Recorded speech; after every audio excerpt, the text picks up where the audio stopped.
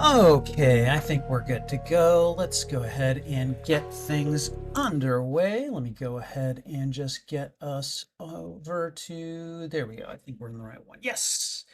There we go. We can see the Star Trek the motion picture poster. That means we're in the right place. I can see the dialogue from this chat. I did it right. Yay. So, hey everyone.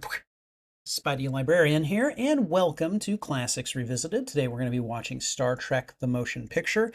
All of this is, of course, in support of the channel's monthly theme, which this month is Star Trek, a franchise I have loved for a very long time, and have not really said much about, have not said much about it on my channel until this month. So I'm hoping to incorporate, going forward, just more Trek references and things like that into my repertoire.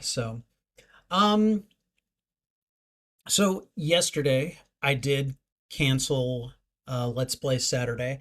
I was feeling a little bit under the weather. Truth be told, I'm not completely better, but I am feeling a lot better than I was yesterday, and it's the weirdest thing because I wasn't like throwing up. I wasn't, like wheezing or coughing or anything like that. I was just extremely low energy. Like I had very little energy to do anything. I had planned to like go out on Saturday, do a couple of errands. I didn't get to do any of that. Um what ended up helping surprisingly was after I had canceled the stream, for some reason I thought of ice cream. And my body kind of did one of those things where it was like, yes, you want that and you want it right now. So I actually went out and got myself like an ice cream sundae. And I will be damned, guys, if like the moment that I bit into that sundae, I started to feel my energy levels rise like significantly. By the time I was done with the sundae, I basically felt normal. Maybe still slightly not as energetic, but like I was basically at 90 to 95% of my normal energy levels. And I was like, wow, um, fancy that. So I don't know if it was the sugar that I needed. I don't know if it was the dairy that I needed. All I know is that ice cream really helped. So go figure, you know? So, all right. Anyways, we're going to be watching Star Trek the Motion Picture. Let me just make sure that there we go. Just making sure that I'm not somehow on mute or something. Um, I'll be honest with you. Star Trek the Motion Picture, I think I've seen it once or twice. It has never been anywhere near one of my favorite Star Trek movies. However, I feel like if I'm going to watch the Star Trek movies, I owe it to this movie to start with them.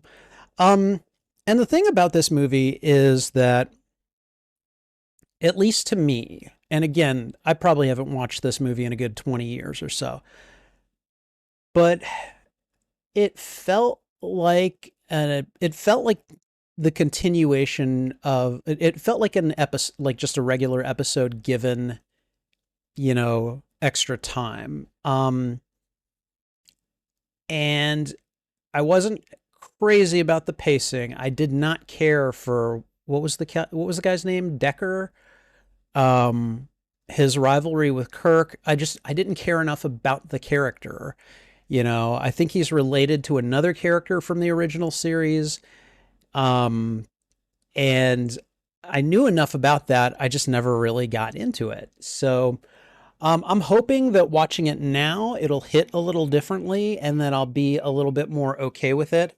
I know that one praise that this movie consistently gets is the music. People have definitely said that the score is really good. I have no doubt about that. The shots of the Enterprise, especially after what was essentially a 10-year absence of Star Trek, if you don't count the animated series. Like, is just kind of like, oh, you know, that's really nice. So there are good points to this.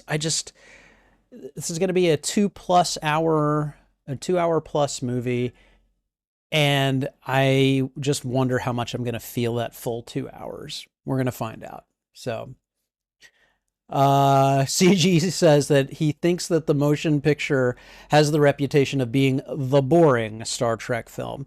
I am hard pressed to disagree with you. However, however, I need to put those aside. I need to rewatch this because it has been a while, and I have changed as a viewer and as a person. And so you never know. I might look at it and go, okay, this wasn't bad. There's only one way to find out. And in order to do that, we're going to need to go ahead and get things underway. So let me go ahead and do that. We're going to do a quick sound test. Let me just make things work the way they should. Okay. So I have got the headphones on, they're plugged in, the desktop audio has been muted. All right, I've got the movie up, 2 hours, 16 minutes, and 43 seconds. If you've got Paramount Plus, then you've got access to this movie. So I'm going to just play it. I'm going to play about 10 to 15 seconds. Hopefully you guys don't hear anything, and hopefully I do. If that's not the case, let me know.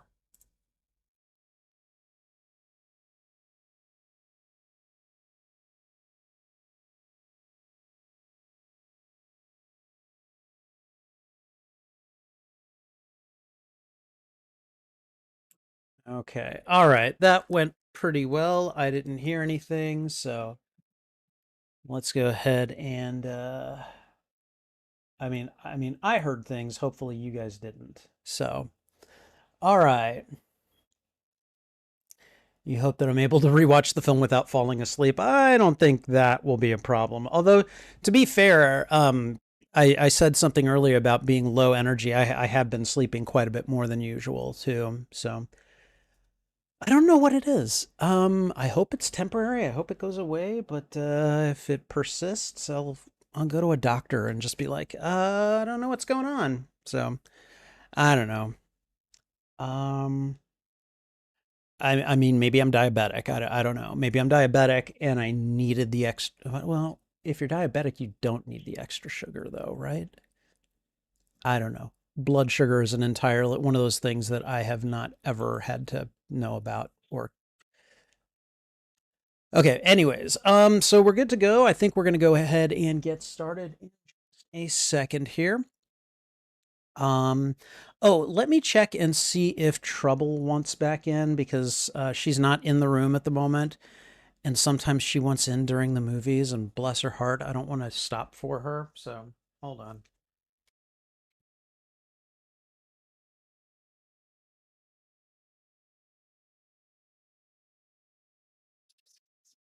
Trouble, you want to come in? Come on. You want to come in? You want to come in? Come on. Come on, baby. Come on. Okay. All right. Trouble is definitely not interested in coming inside right now, and or at least into my room. She's definitely an indoor cat. So, all right, we're gonna go ahead and get started here. Before I do, let me go ahead and just give out the standard disclaimer.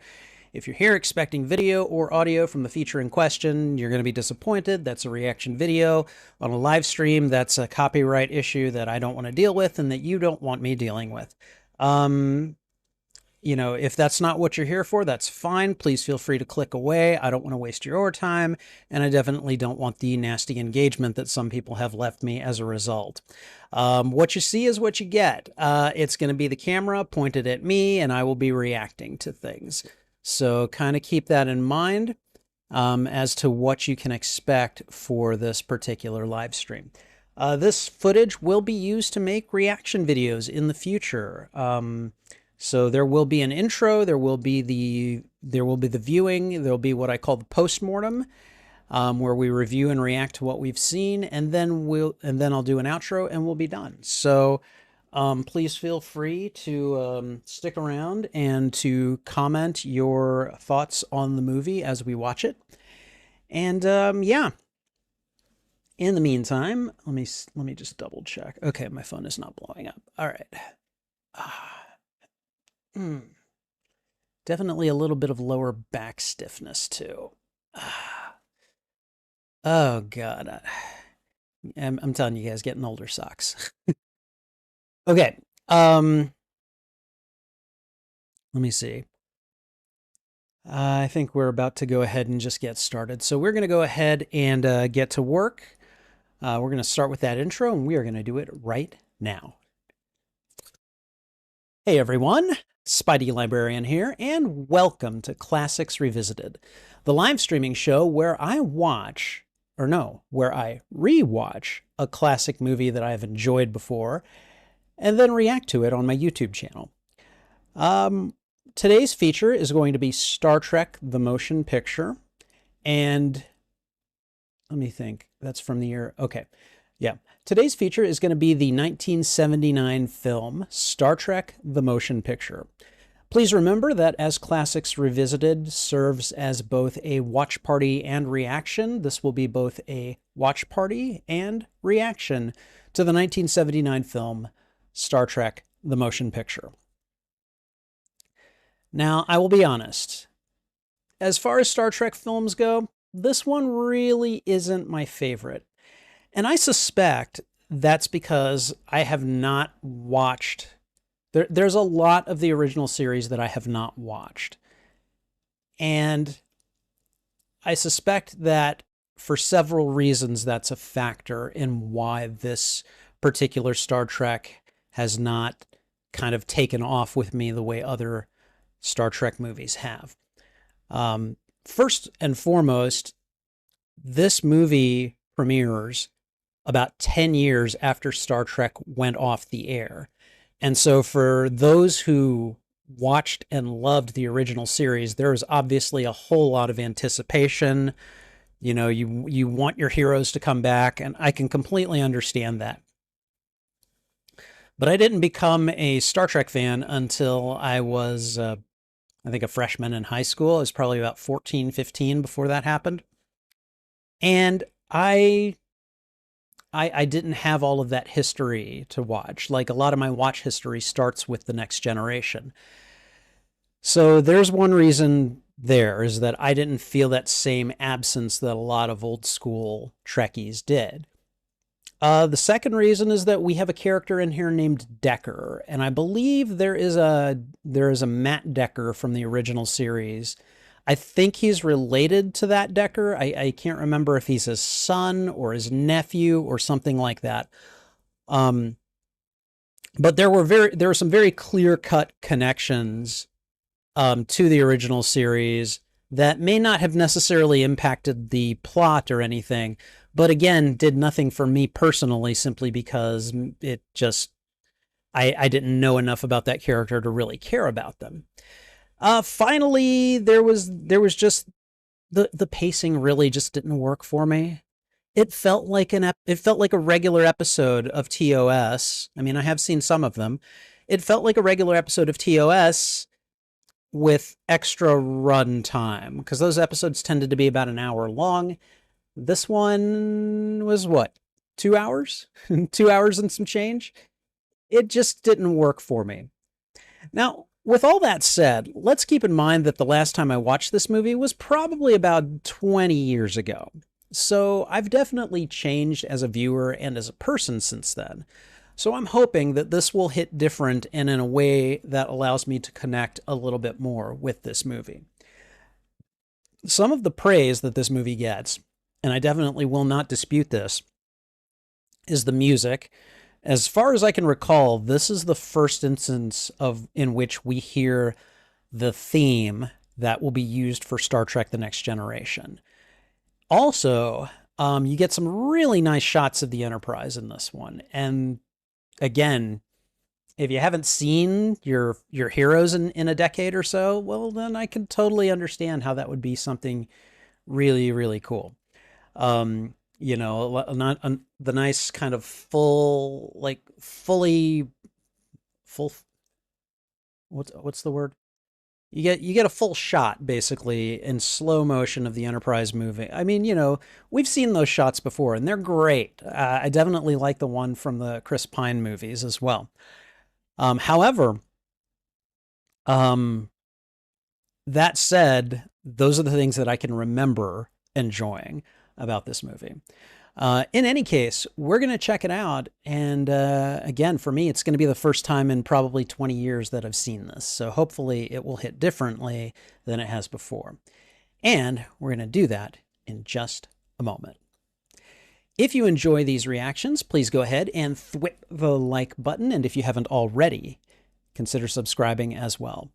Also, if you enjoy these reactions, consider sharing this out to your friends, your family, your followers, anyone that you think would enjoy my reaction to these media. In this case, Trekkies. Whether you like or dislike this movie, let me know why in the comments. I would love to have a conversation with you about this film. And finally, you can find the full and unedited live stream of these reactions on my YouTube channel. There is a master playlist of all movies that I've watched and reacted to, and I'm dividing them up into shorter playlists, usually by genre. Star Trek would be considered science fiction, Star Trek the Motion Picture would be considered science fiction and adventure. And then I would also put it in a tagged playlist specifically for Star Trek movies. So, and I think that's everything. Yeah, I think that's everything. So I believe that's everything. So we're going to get started in just a moment. All right. We're going to get her going here. We got the headphones on. Okay. I think I hear a trouble. Hold on a moment.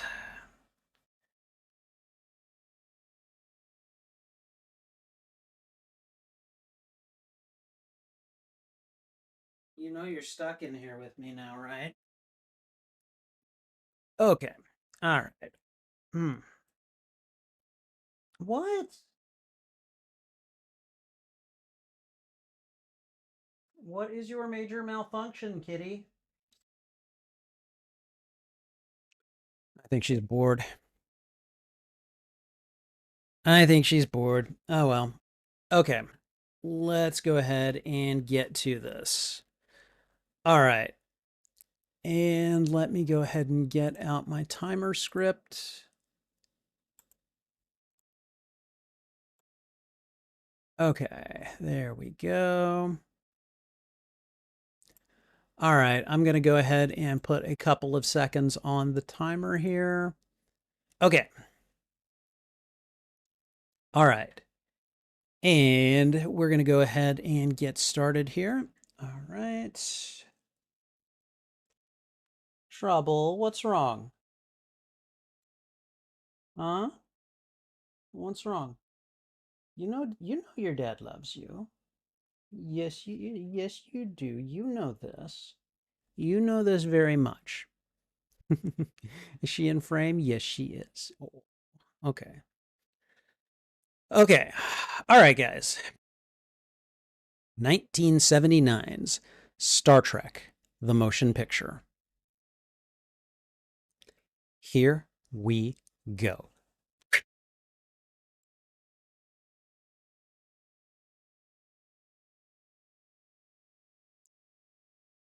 Okay.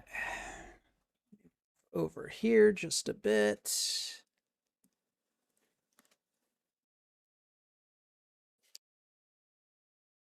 See, this music is very anticipatory.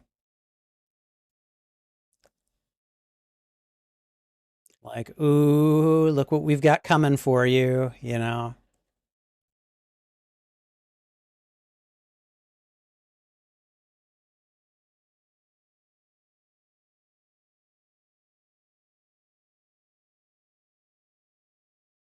Okay, all right, the Starfield, I get it.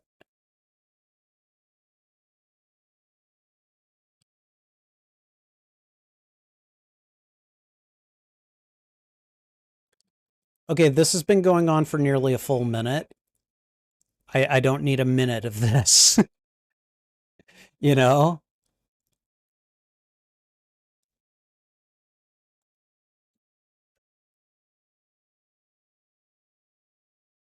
There we go. There we are.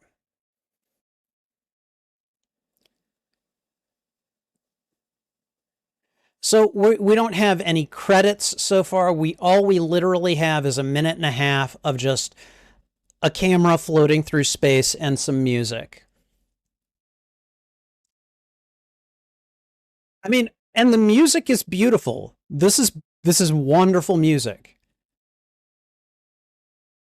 But like what are they trying to fill the time with here, you know?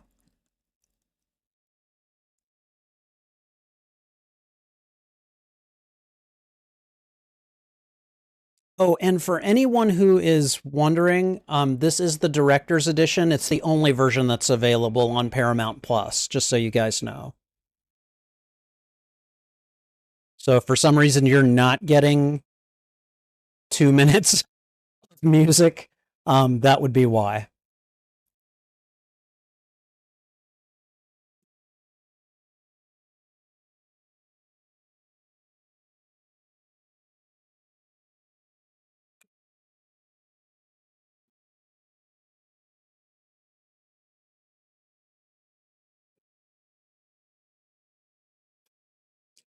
Okay, and then the starfield fades out into nothing. I get that they did that with a lot of older movies, but come on. And now we get the Paramount Plus logo or the Paramount logo, really? Yeah, I'm not crazy about that opening.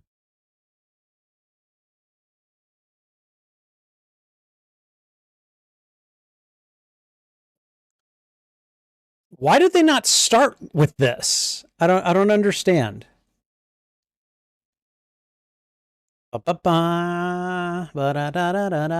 See, this should have been how it started. Oh man, they've got the sparkling gold lettering and everything. This movie is basically taking a page from Superman the movie, where it's like, "Oh, we know we're doing something big here. Here's the really here's the really like pretty lettering on the casting and everything." Presenting Stephen Collins. See, there is a Decker here. Okay. And of course, the music is by Jerry Goldsmith. Ba, ba, da, da, da, da, da. Ba, ba, da, da, da, da, da, da, da, da, da, da, da, da. Ha ha ha ha ha ha.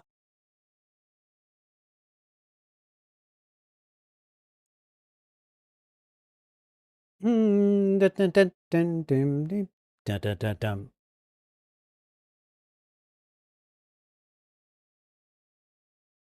Oh, okay. Random nebula, I guess. Klingons, Klingon warships. I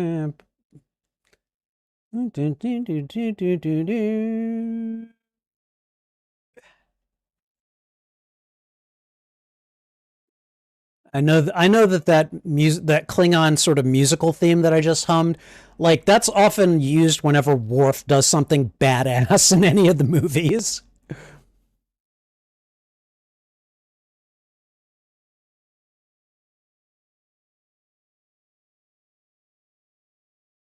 or at least a version of it is.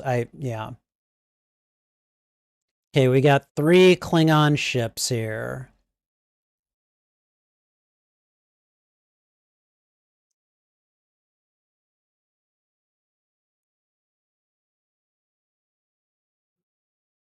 This must be the first iteration of Klingons with like the ridged foreheads and everything.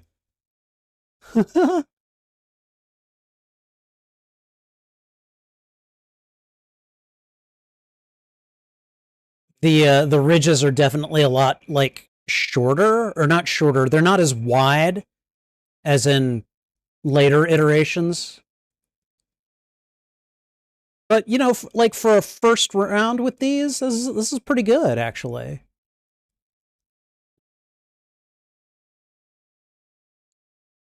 Oh man, this must be the first time we hear the Klingon language, too. I don't know. I'm guessing that in the original series, like, the Klingons all spoke English.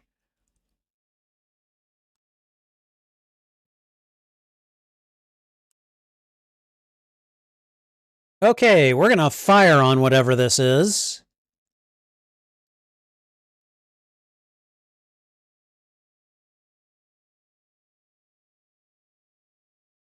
See?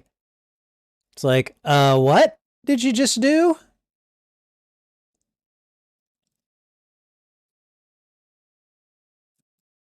Maybe you should just turn around and leave. I know that's maybe not the warrior thing to do, but... Uh-oh.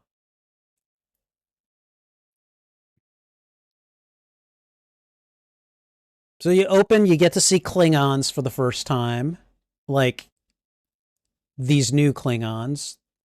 What would go on to be traditional Klingons. That's pretty cool.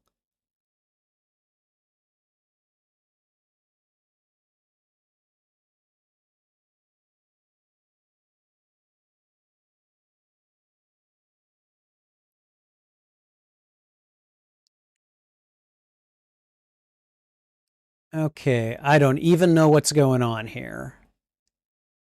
Can we please get some clarity?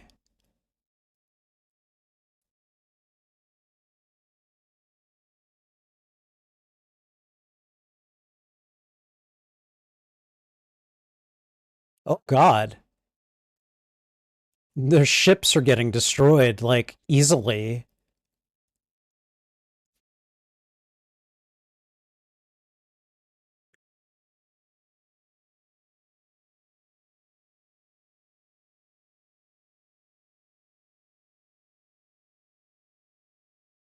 Okay, it's just, they're just getting disintegrated.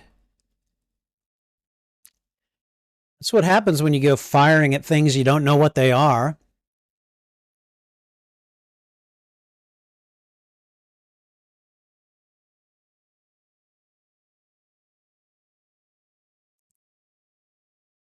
What are they doing? Are they going to fire, like, some sort of anti-missile? Nice. Doesn't matter. It just ate it up and ate them up. Wow.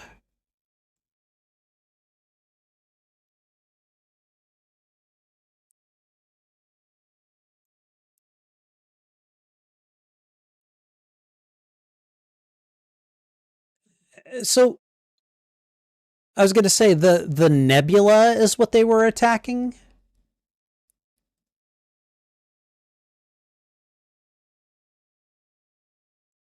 Of course it is.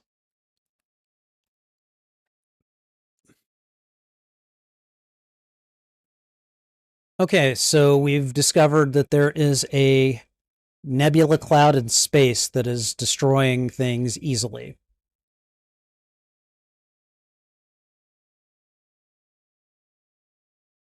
Hello, Spock. My dude, your hair is as long as mine. That's weird. I'm not used to seeing long-haired Spock.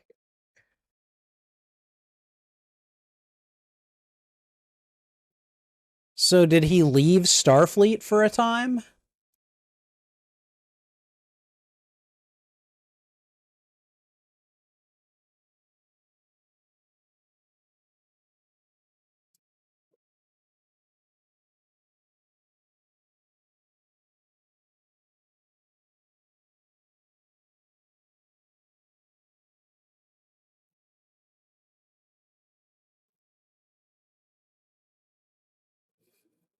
Okay.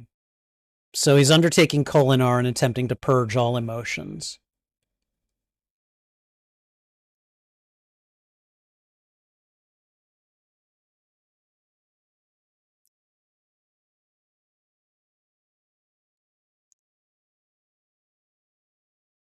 He's like, I cannot accept this.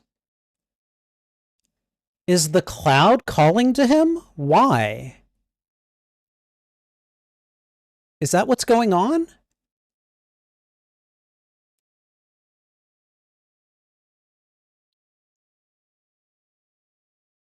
And, you know, we just submit to a mind meld, no problem.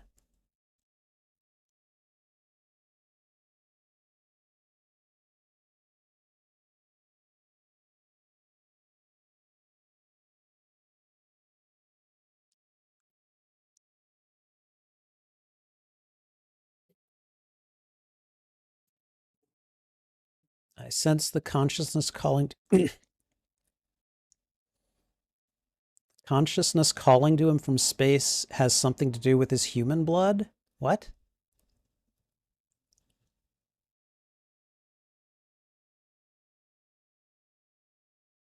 You haven't. And she just drops it?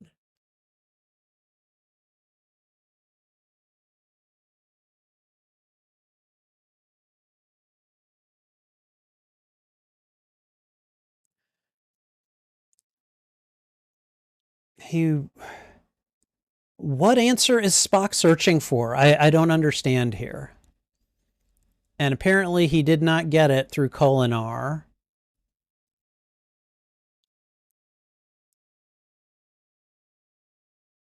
Now we've got we've got the TNG theme.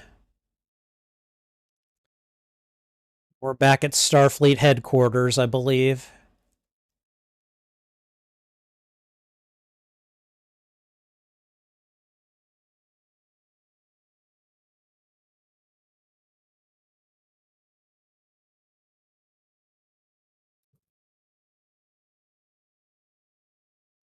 And there he is, the captain himself.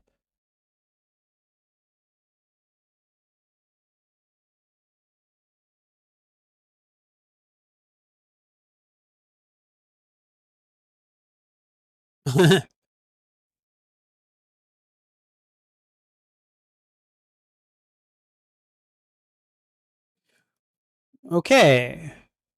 Kirk is seeming very impatient right now.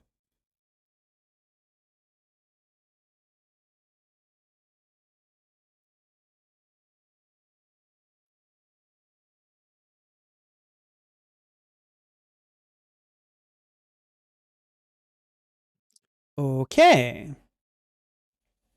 So, since he can't have Spock as a science officer, he assigned a Vulcan.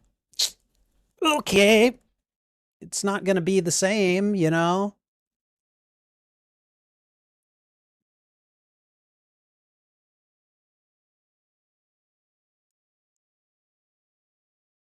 Yeah, if I remember correctly, he's decided like he knows what's coming, or at least he has an idea of what's coming towards Earth, and basically intends to be the one on the Enterprise to confront it, if I remember correctly.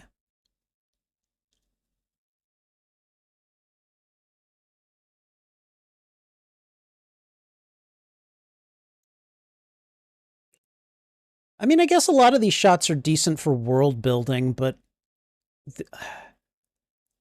there's Scotty. Hey, Scotty.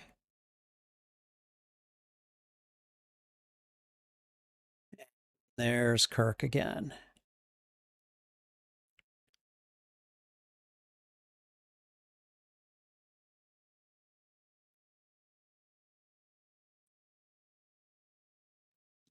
Oh boy.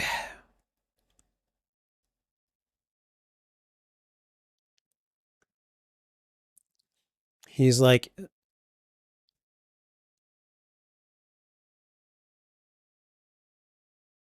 yeah, okay, he knows.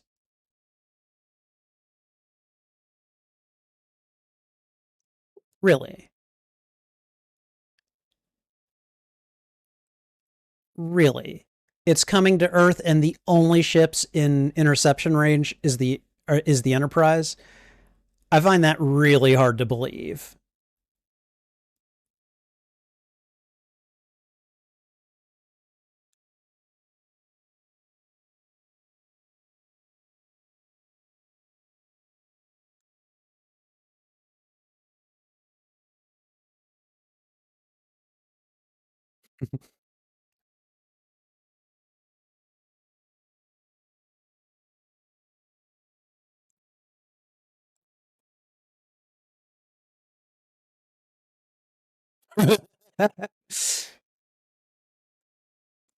Gave her back.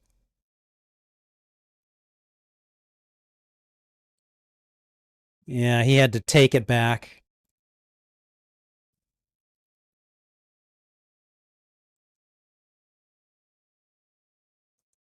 All right. Scotty's like, there are going to be issues, but I'll have her ready for you. Okay. I like that moment between them, where Kirk is like, I mean, I'm the one that's going to be leading this. So I'm sure Decker is going to have issues with that. So, and here she is. Now I can imagine if you have not like if you followed the original series and it's been 10 years since you got to see your heroes in live action, this is probably like a tear inducing in reintroduction to the Enterprise.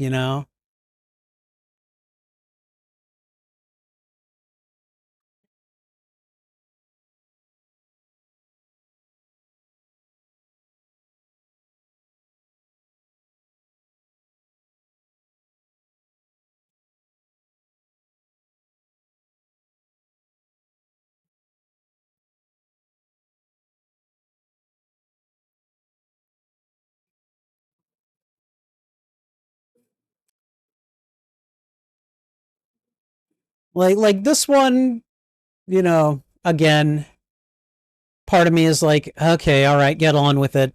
And then the other part of me is like, okay, have some respect. Have some respect for when this was made and what the psychology of a lot of people watching this would have had, at the time. So,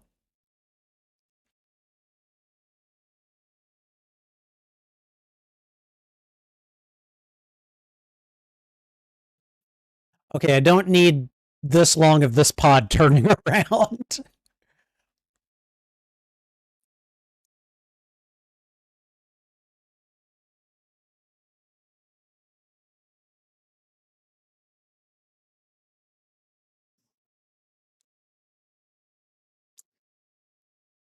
That's definitely the shot right there.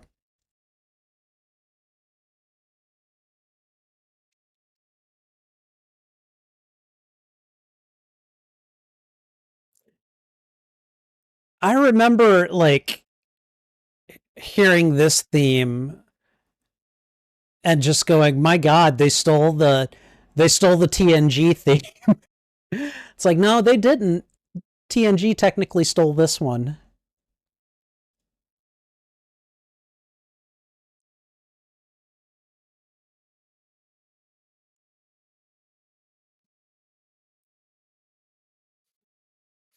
Yeah, it's definitely a cornucopia for the eyes.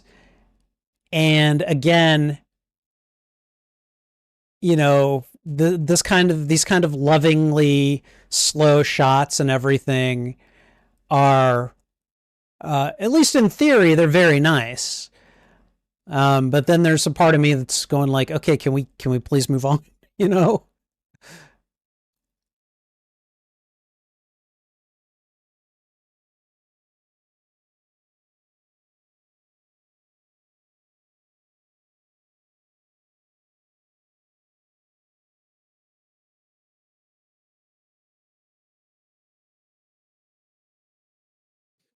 Okay, where is this little pod going now? I figured it was going to go to like a shuttle bay or something.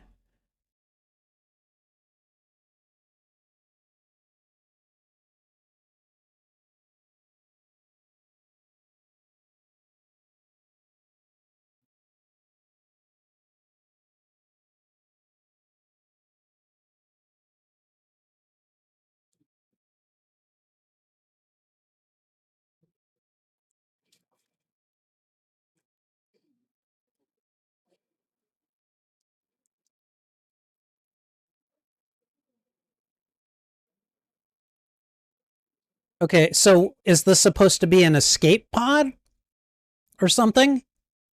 Because if it's not a shuttle, whatever.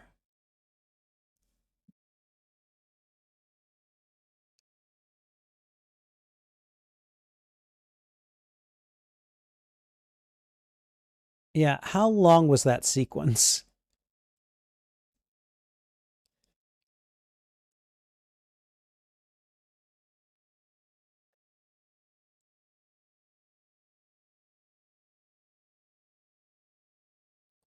Okay.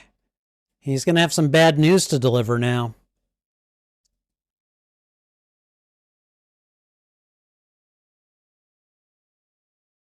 It's like, I don't need no junior officer escorting me around.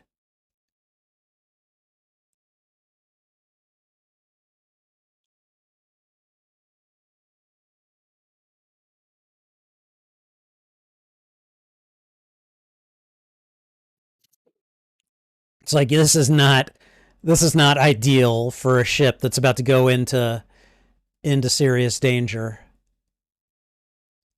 What is with these uniforms?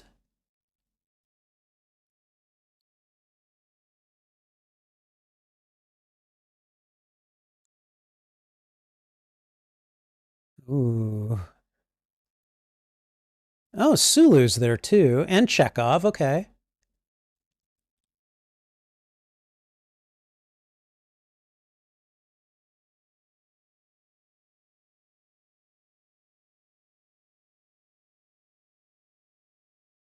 He's about to find out.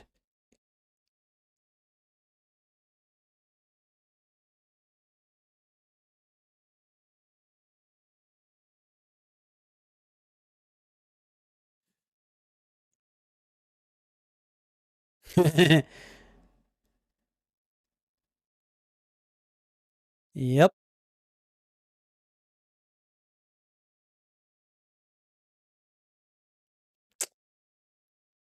Yeah. I remember them mentioning that. Like having Kirk in command basically, multiplied your chances of success by a lot. So,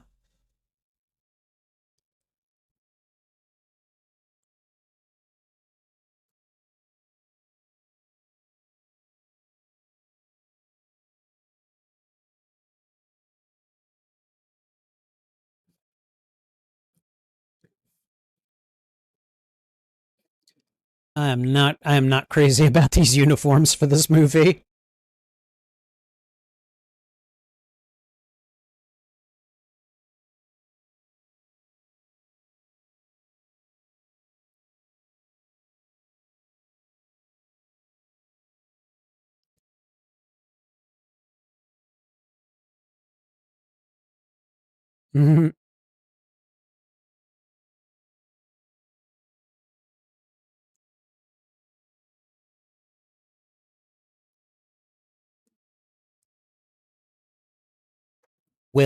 William Decker. Okay.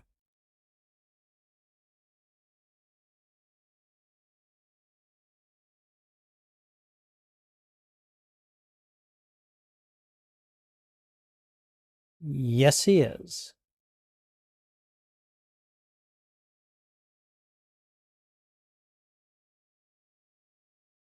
Really? 5? That's it?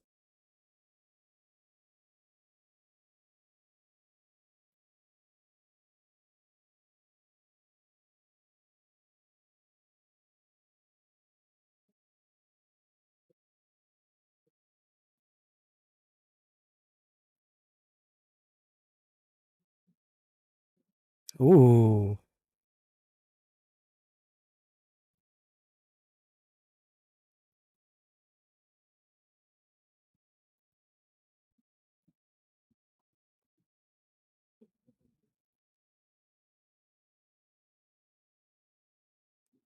I mean,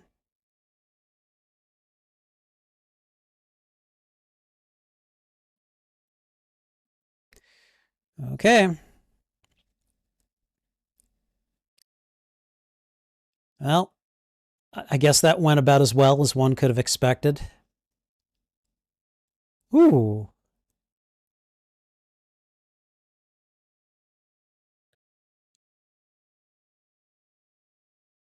Oh, God.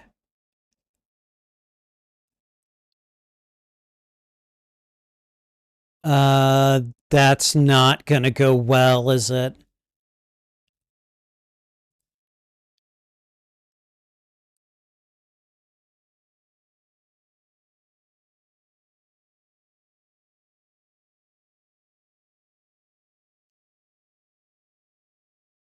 Shouldn't Scotty be handling this?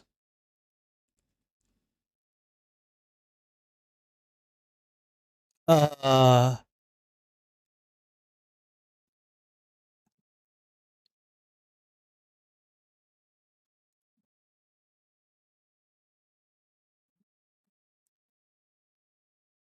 ooh.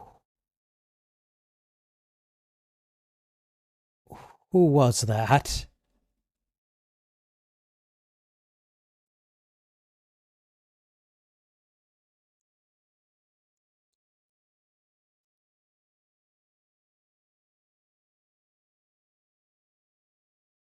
Who?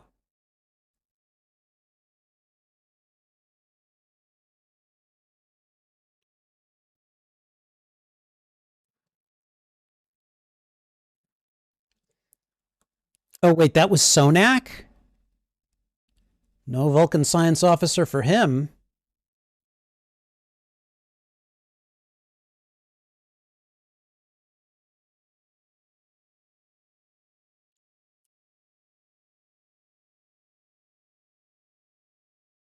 Well, let's see. You have demoted the captain and created some friction between the two of you. Your transporters are not working properly, and you just lost your potential science officer. I'd say things are off to one bang up start.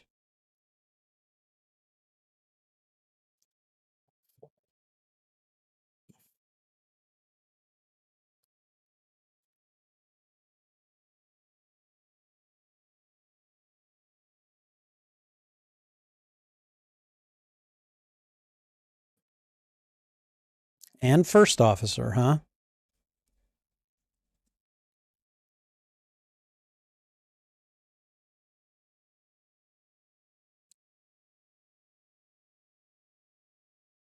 Everybody's watching this going, yeah, we're going up against that? Wow. I'd like a pay hike if you don't mind.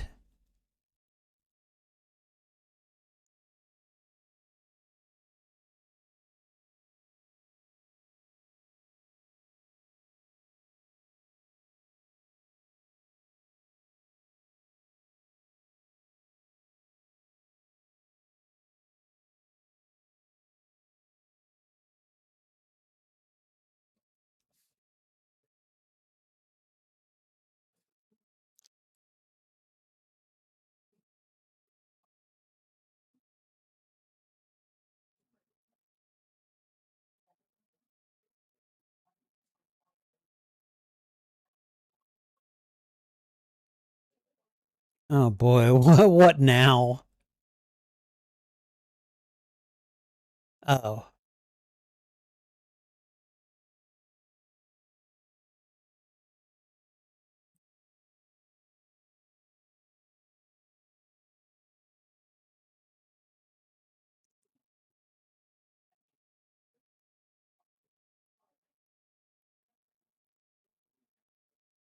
Okay, so you can't even scan it.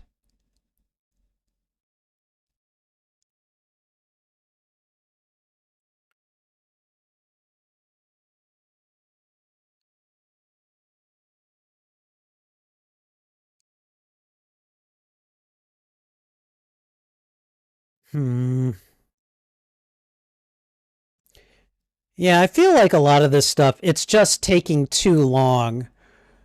Like, there's a little, like, I feel like that video of the crew reporting to the Enterprise, that just felt like it took a little too long, you know? God, what about the poor little dude?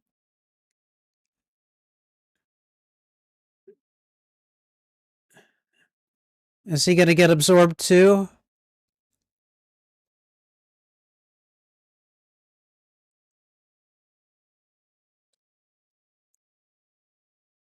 Oh, this is what we're up against. Have fun.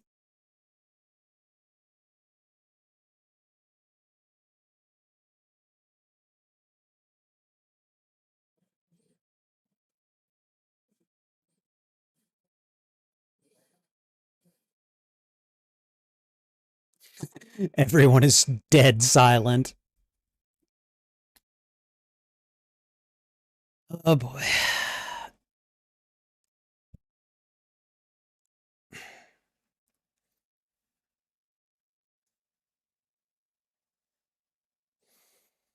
Hmm.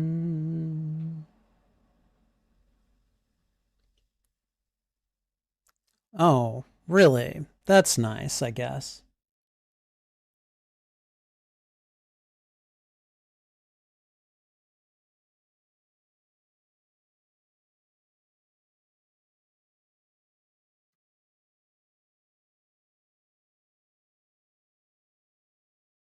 All right, Deltons.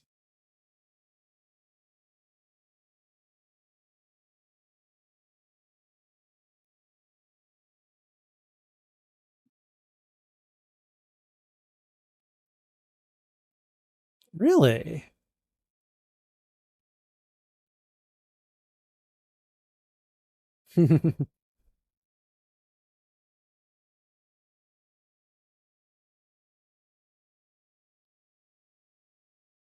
My oath of celibacy is on record? What? Did they have to? Oh, gee, I wonder who that is. Um, Deltons are supposed to be extremely influential, I suppose.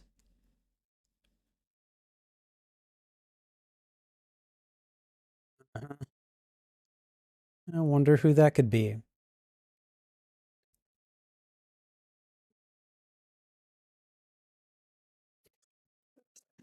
Beam him up now. I don't care how much he protests. Get him over here.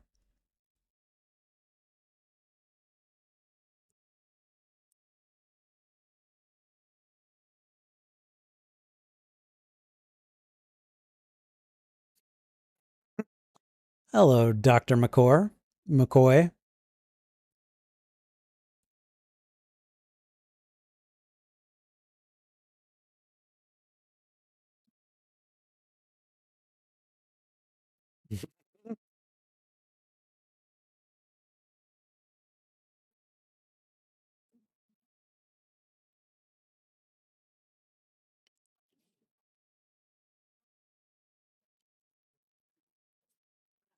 I just, you know, I can definitely understand and appreciate this reintroduction to Dr. McCoy.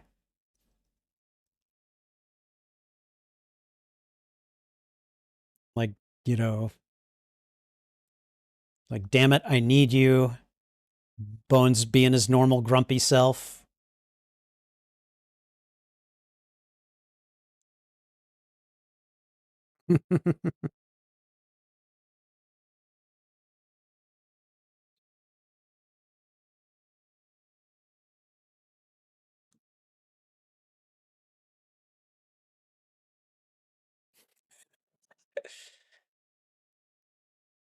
Oh, yeah. See, that was a good reintroduction there. Like, yes, still a little slow, but for the most part, like, they nailed the tenor. McCoy is like, yeah, no, I'm not back here because I want to be, you know?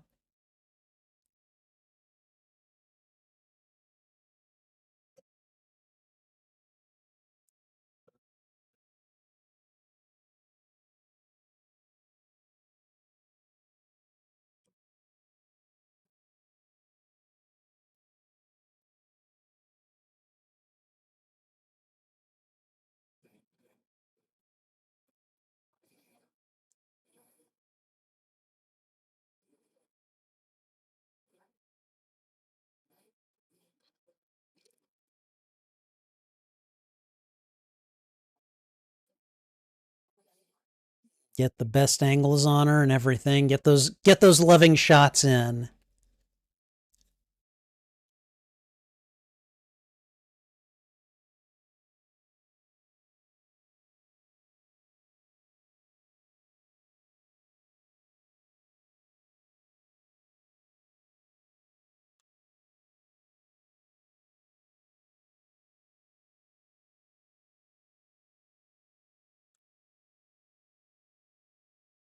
Is that guy waving at the Enterprise as she lifts off?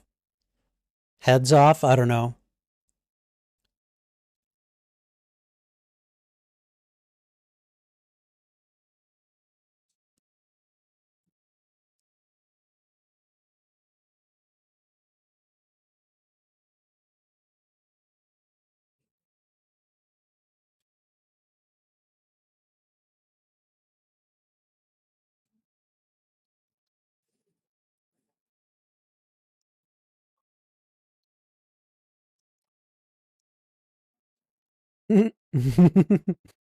Squeezing through the door as it closes. Shouldn't do that. That would definitely be a safety issue.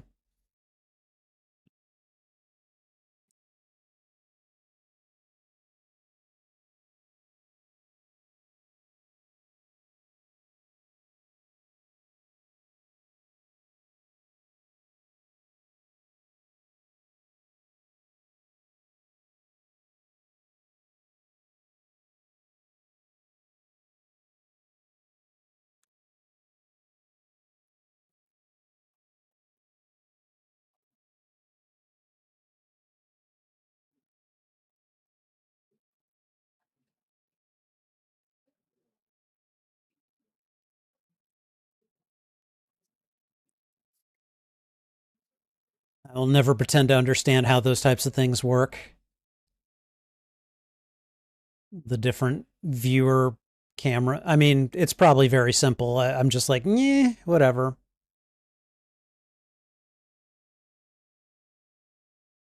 Okay, well, those two are definitely a thing.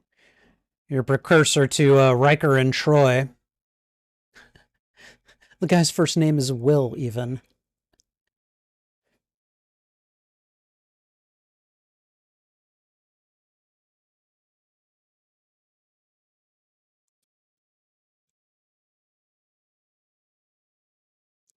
What?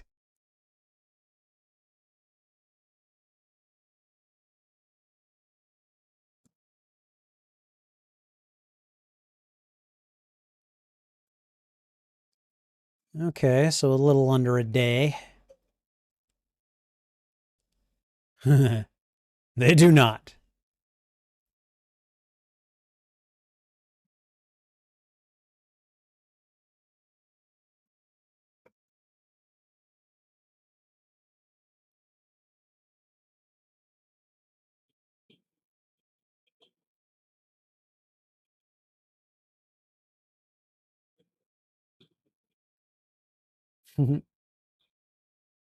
Yeah, he's very much pushing.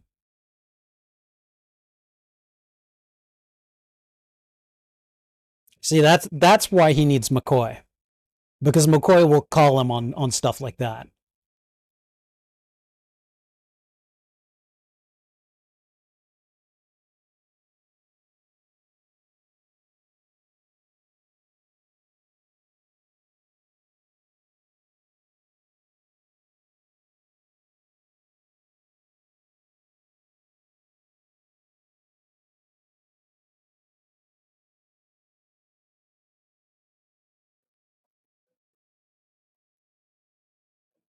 All right.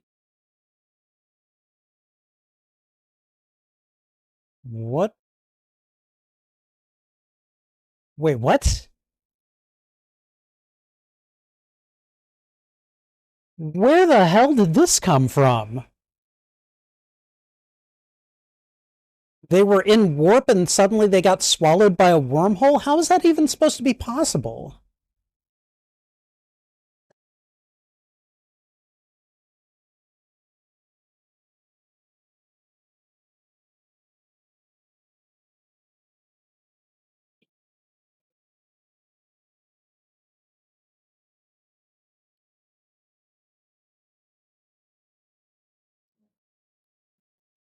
I have no idea what's going on here.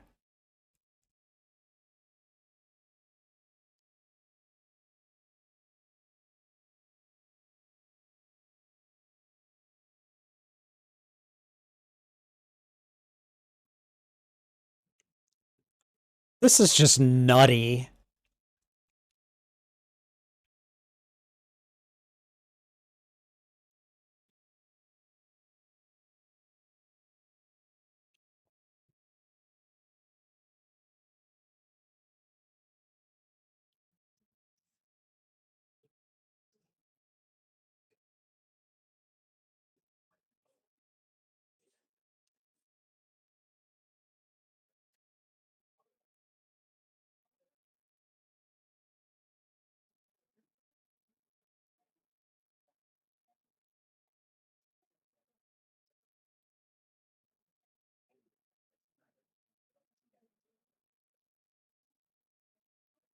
No phasers, but photon torpedoes are okay.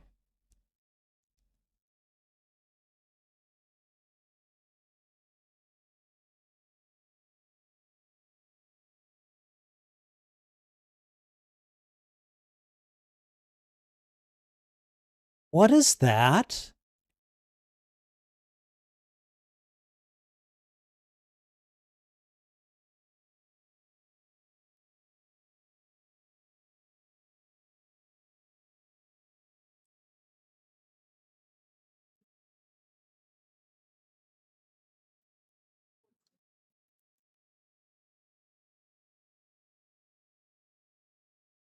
See, now that I'm seeing this scene again, I'm remembering it, and it's just as confusing as it ever was.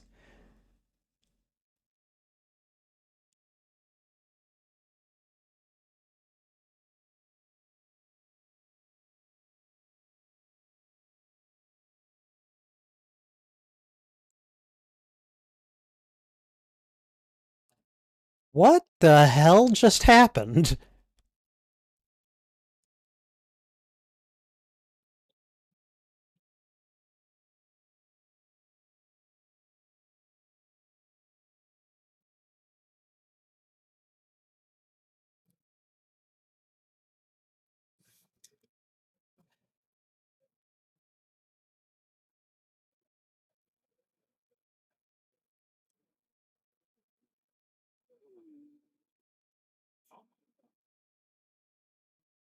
Oh boy.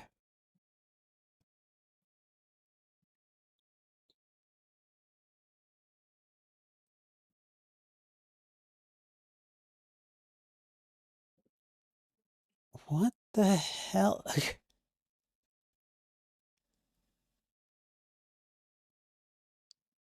Wait, they created the wormhole?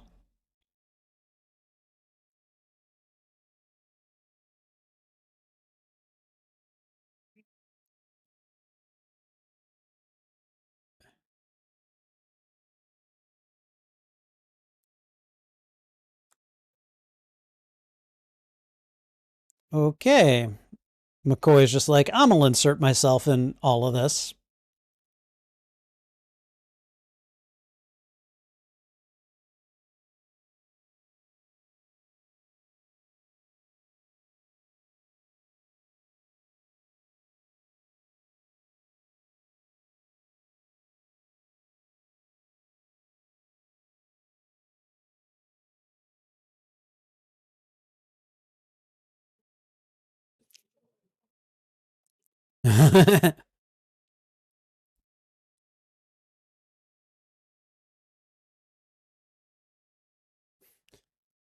It's like he's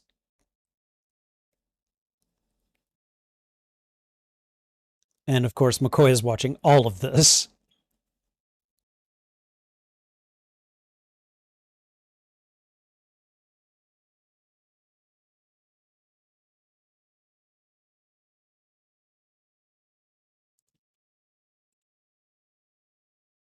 He does have a point.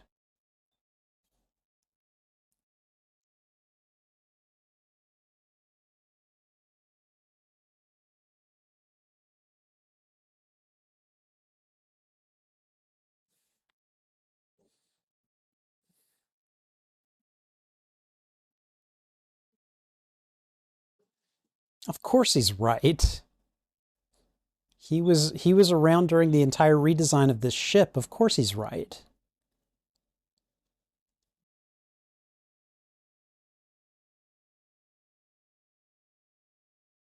Yep. The proto Riker Troy. Mm-hmm.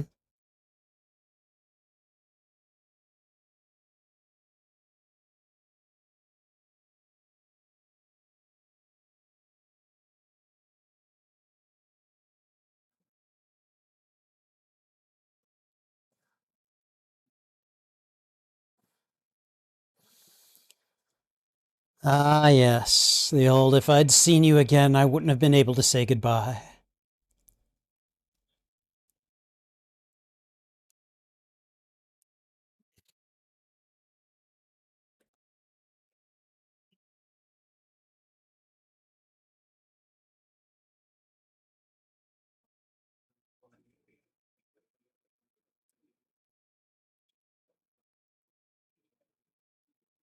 Dang.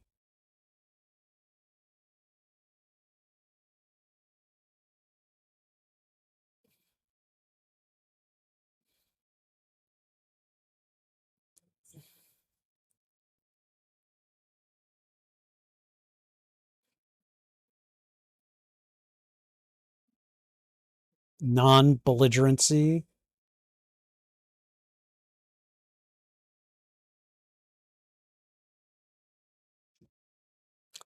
It's Spock, isn't it? It's Spock. I forgot.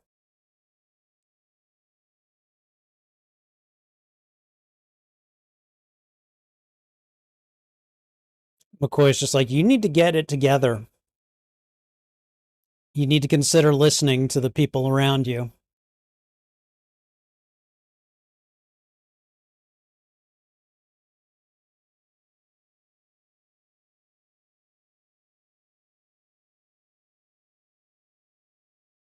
That was an interesting angle.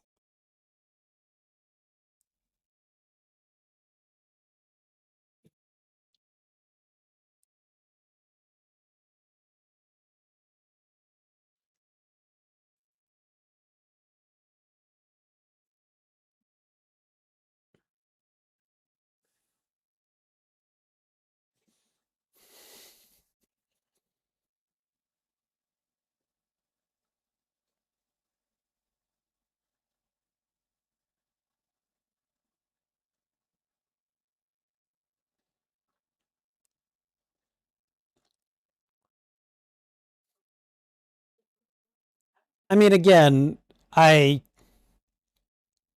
I appreciate the reverence to all of this, but my God, it seems to take forever.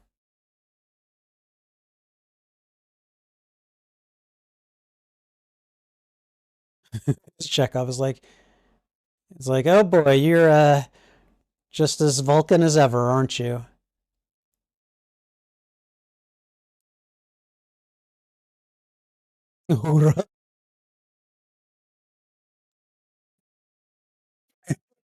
How happy they all are.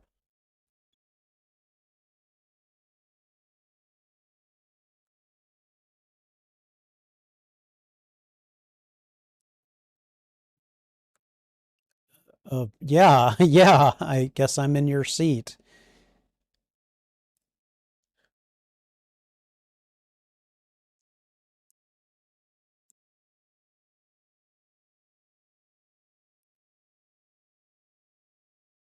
Of course you are.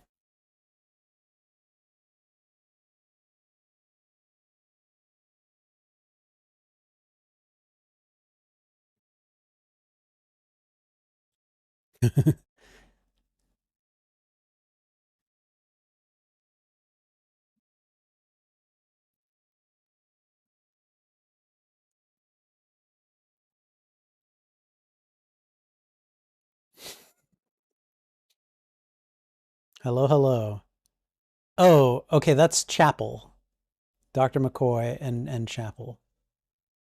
And he is just, oh my God.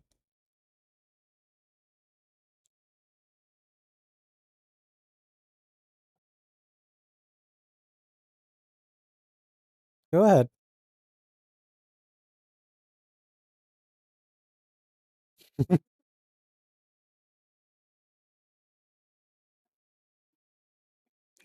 Okay, so Spock's reintroduction was well done too. Coy is just like, the hell, man.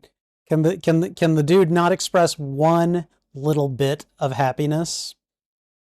Apparently not.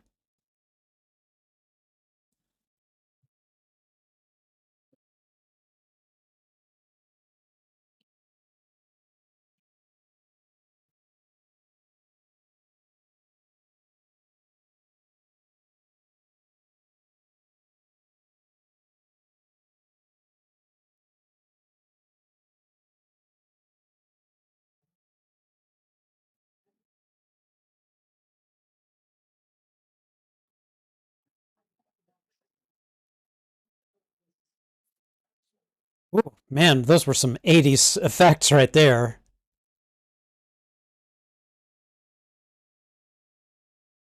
Or I guess late 70s effects. I don't know.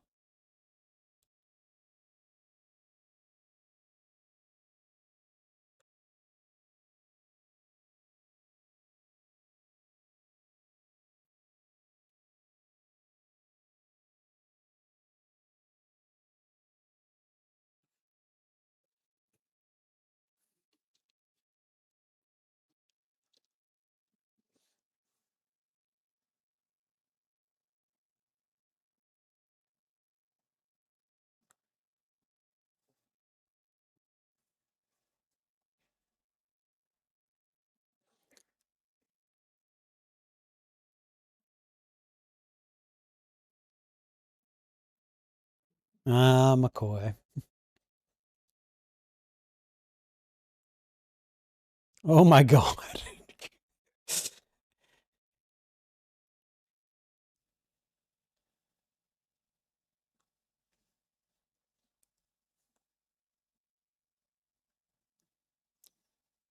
Colinar? Yes, okay.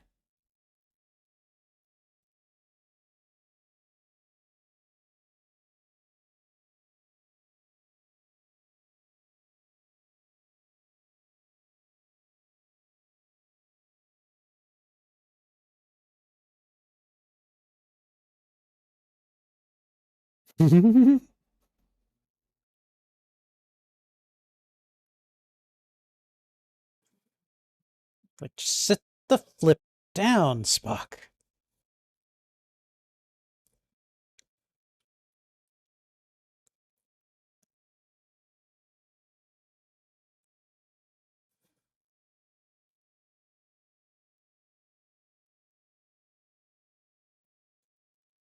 His answers to what?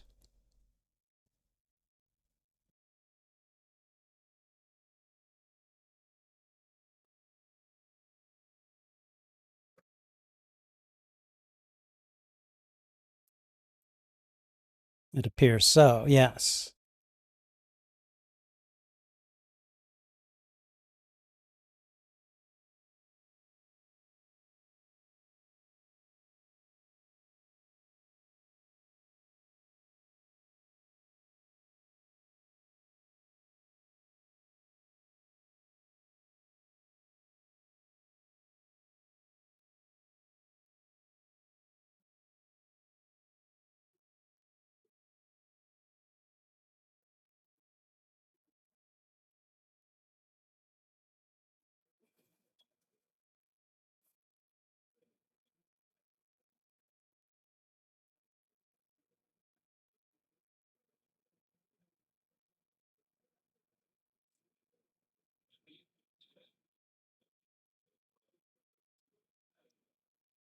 That's a hell of a question to ask at this time.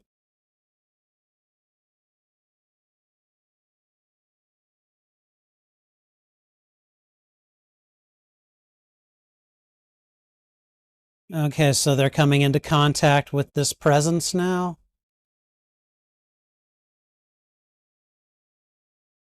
What's going on?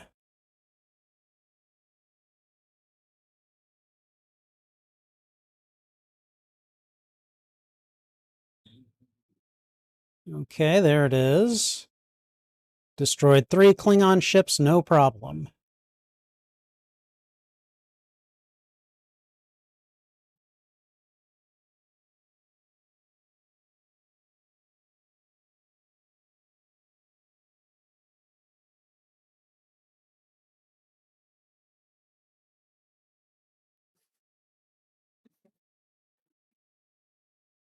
Oh, well, that'll put you at ease, right?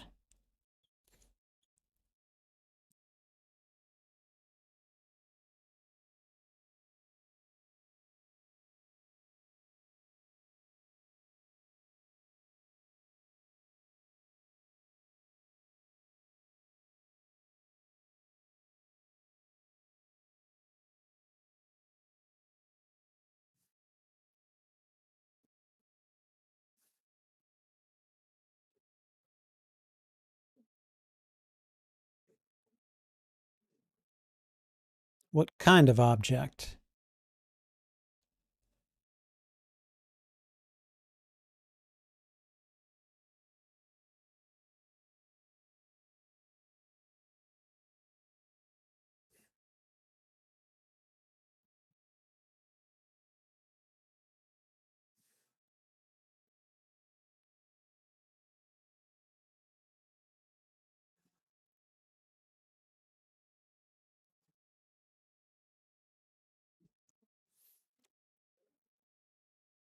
It's like, okay, I still don't understand what the hell is going on here, but they're trying to get to the center of the cloud.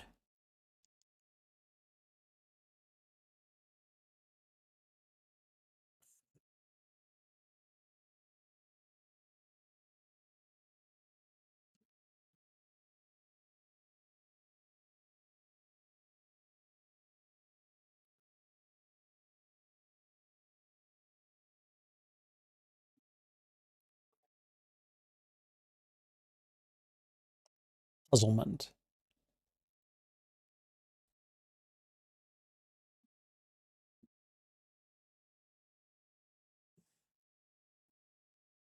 It's a good question. Like it's made contact. How has it made contact? By just showing up?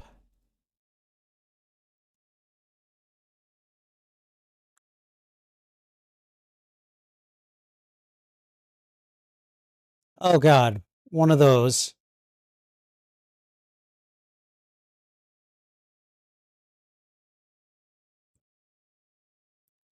You should probably get away from it.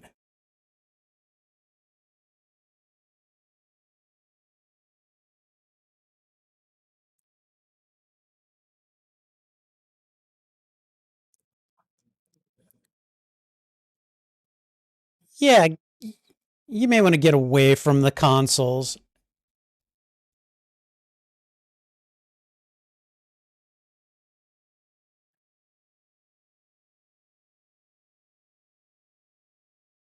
Okay. We got a hand injury out of all of this.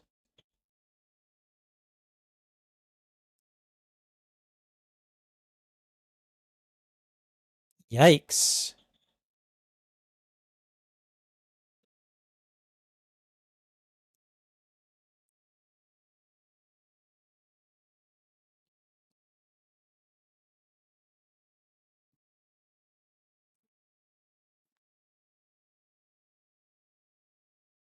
What is she going to do? Is she going to like take on some of his pain?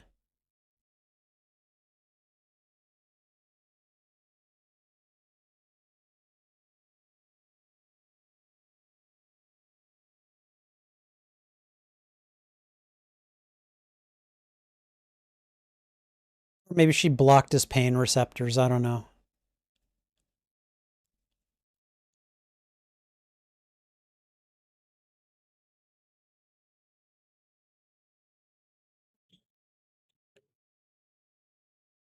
Okay.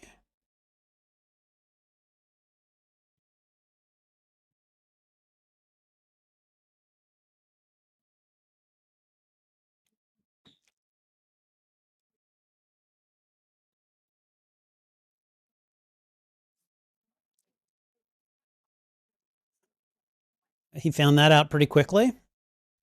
I mean, I get it. It is Spock we're talking about here, but still.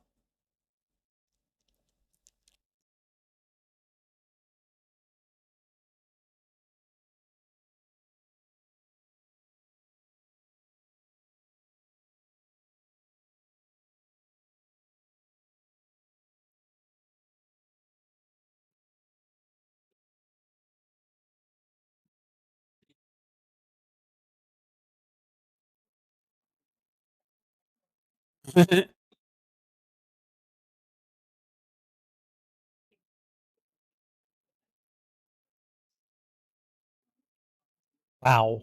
Okay. I think I'd be more annoyed than anything else at this point.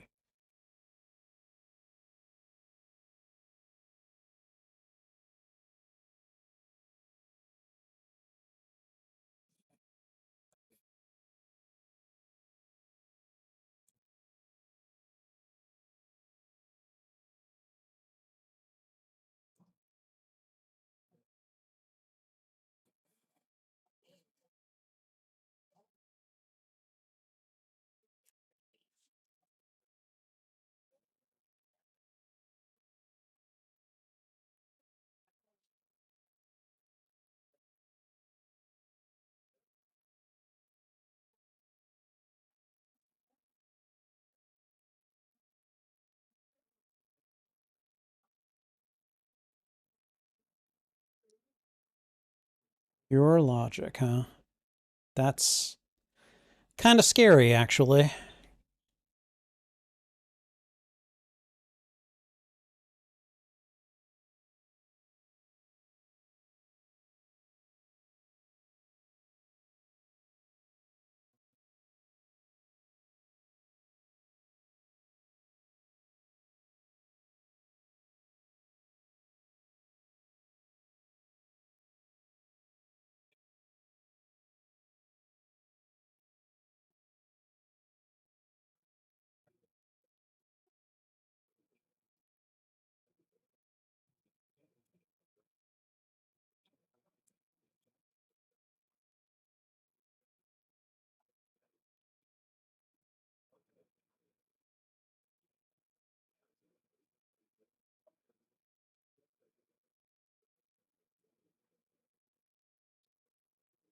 Will Decker.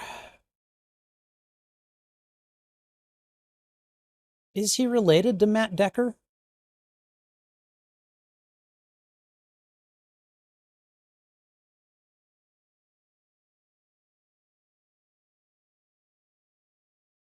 Okay, we're going in.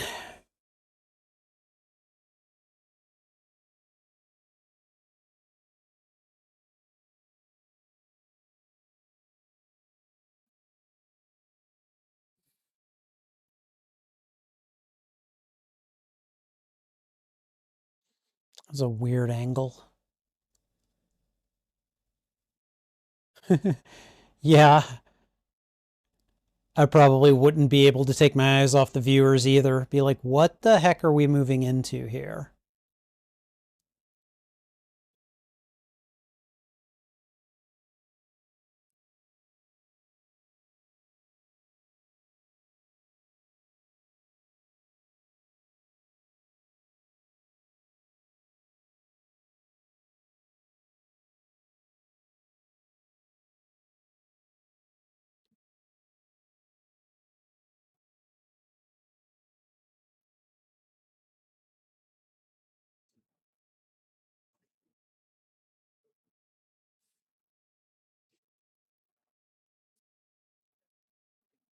Yeah, I can't even imagine doing something like this.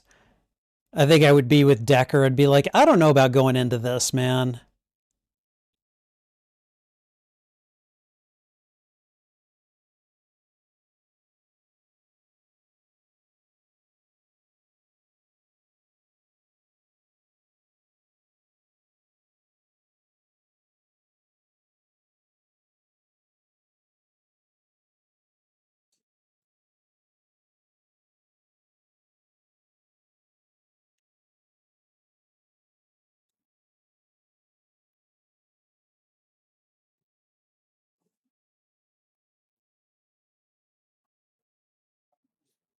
And yet you're just flying into it.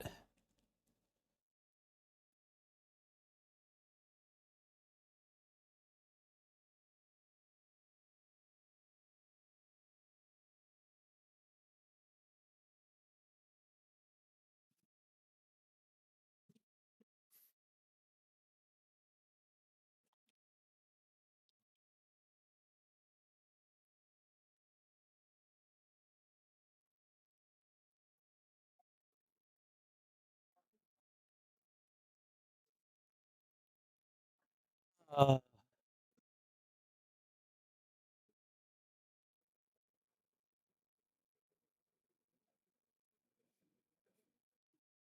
okay, now we're looking at nothing.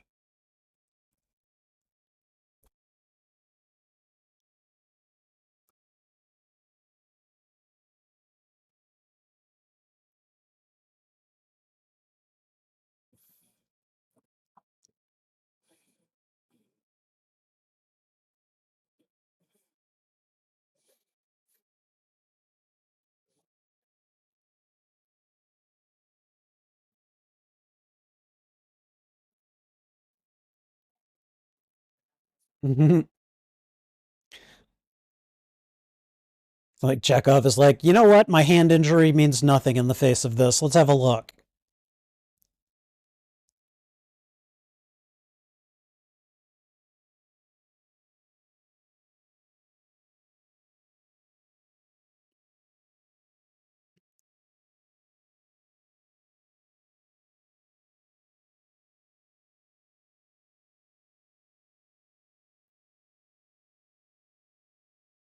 Whatever it is, like, what are we looking at here?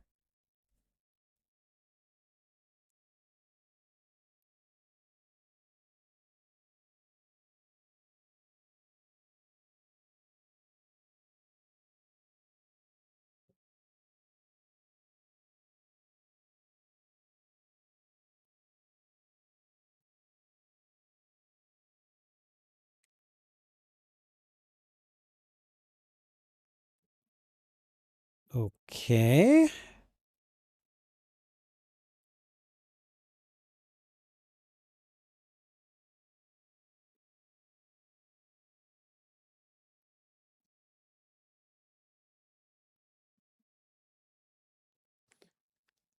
Jesus, whatever it is, it's huge.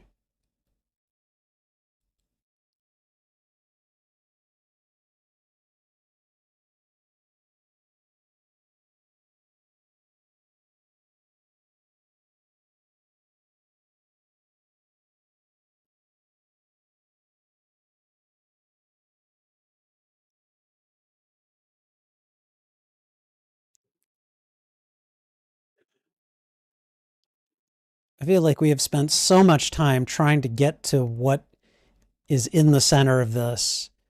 We've spent so much time sifting through layers of this nebula and just seeing things that it's just like, will you please just get to the point, you know?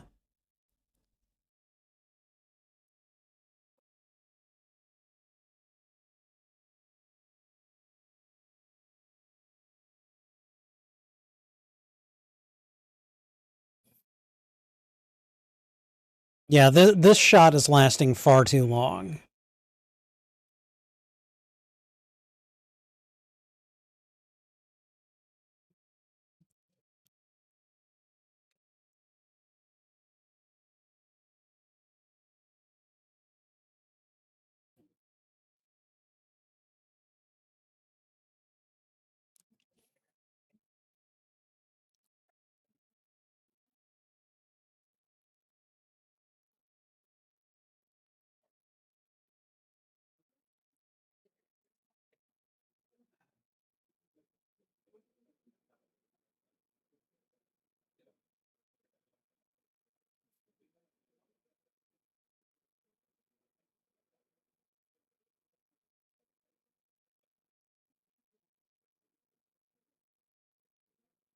Okay, what am I even looking at right now?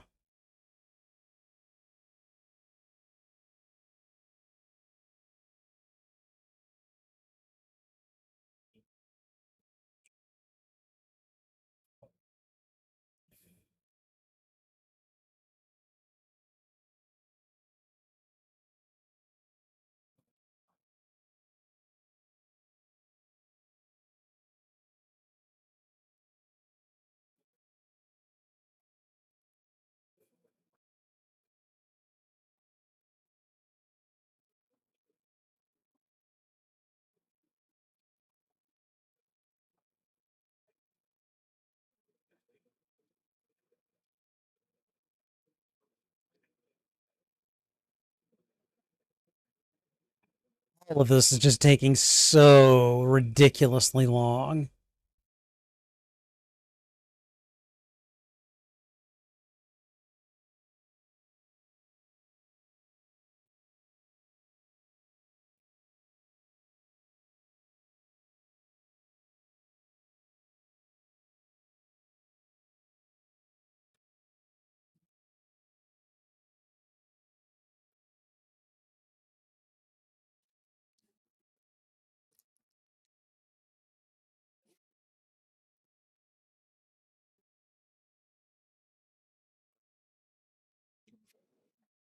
Like, I get it. It's its scale is like hundreds or thousands of times bigger than the Enterprise. I get it. Can we please move on, you know?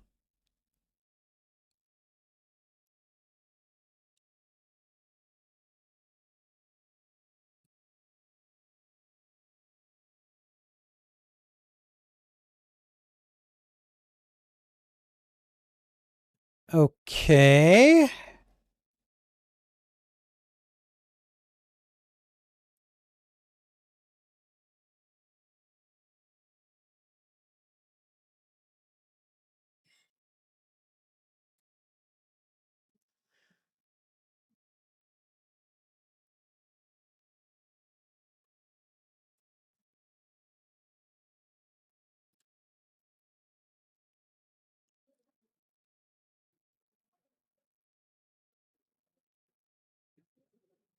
That'd be one hell of a life form. Yeah, we get it, Kirk. We get it.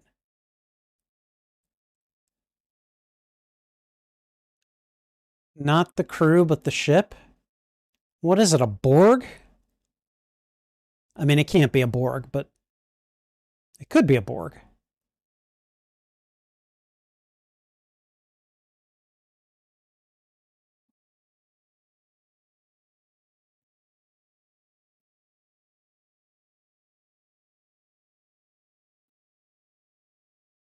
Oh, well, that's reassuring.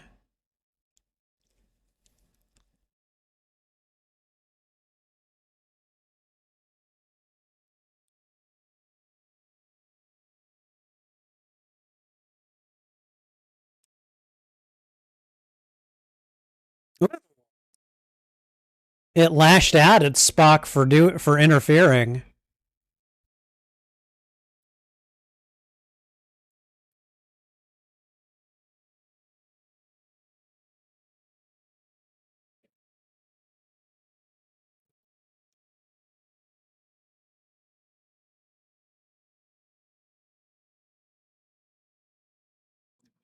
The hell?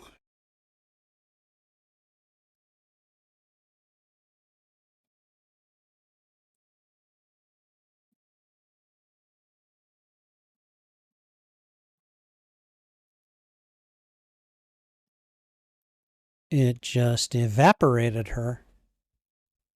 Disintegrated? I don't know. Okay. Well, say goodbye to the dreamy Delton. Ooh. Nice comeback.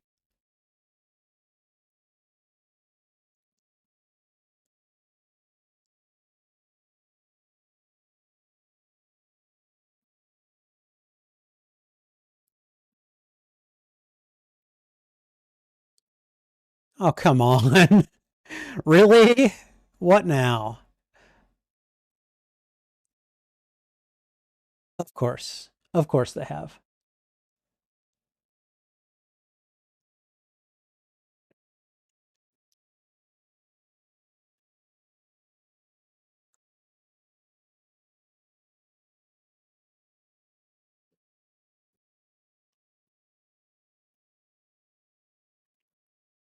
Okay.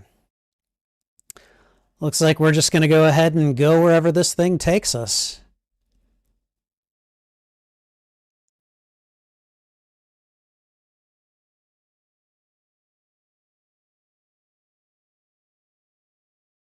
Ow.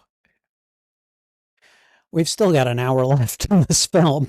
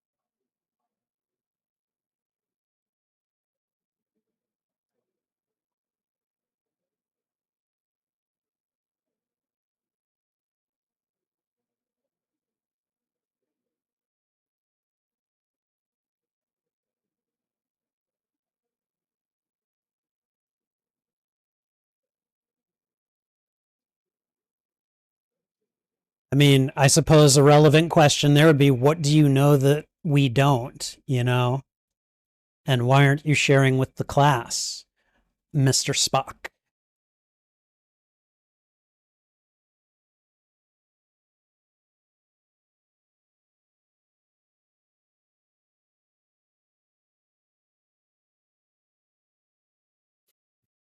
McCoy's just in and out of the bridge all the time.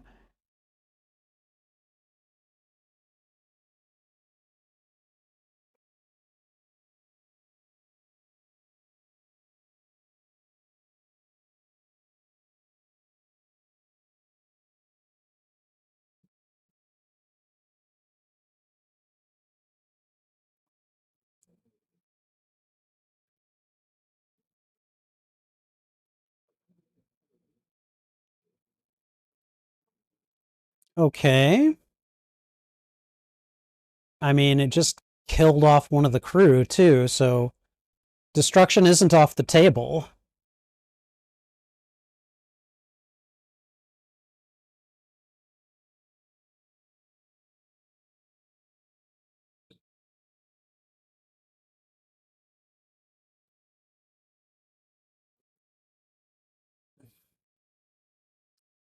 And there we go.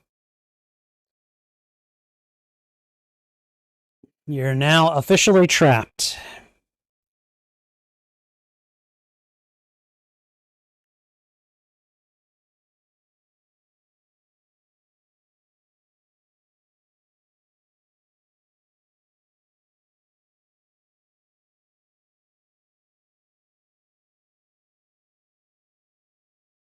God, these uniforms. I cannot bring myself to care for them.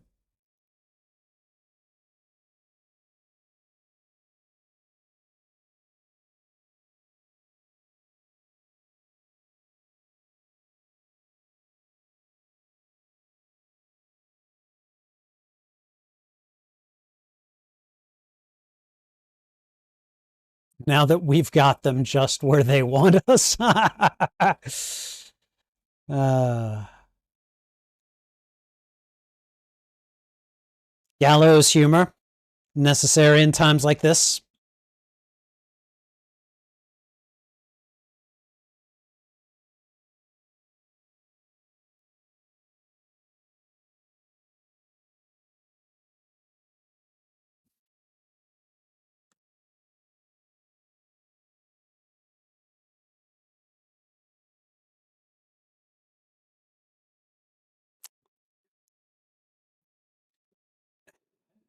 I'm not even going to pretend to understand what that means. Scans being reflected back. What would that even look like?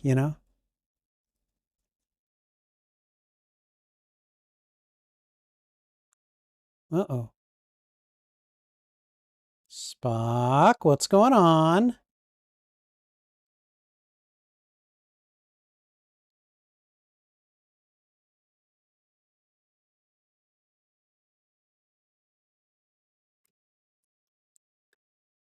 What do we have here?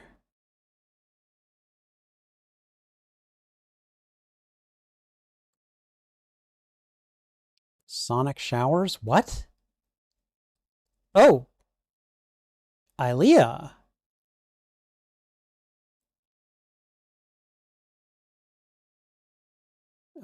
Well,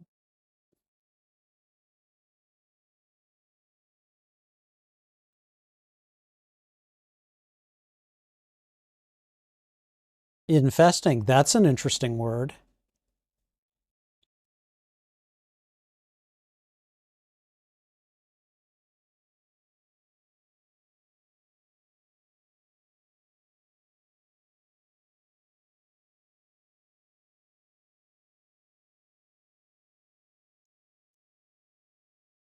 Hmm.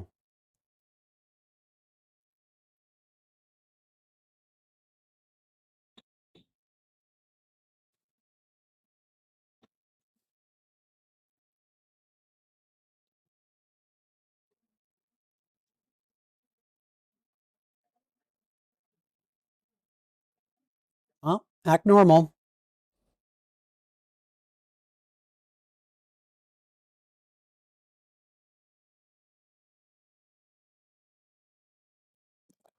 So you killed Ilea?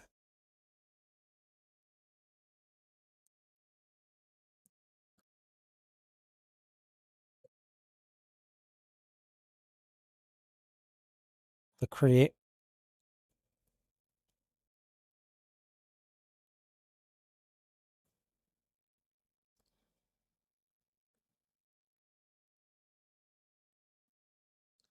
It's looking for its parent.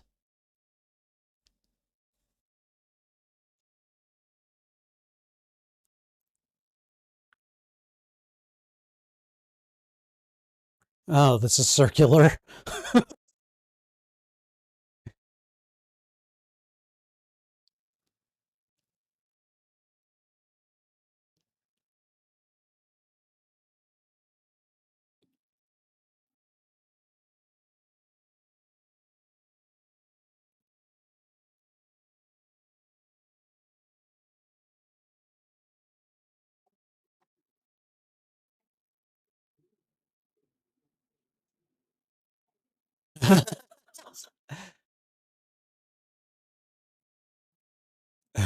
Okay.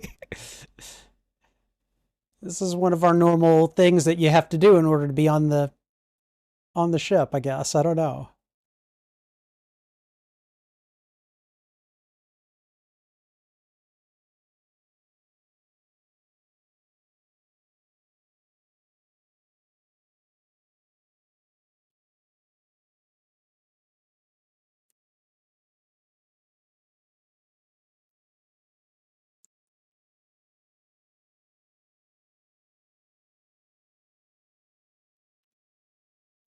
So it's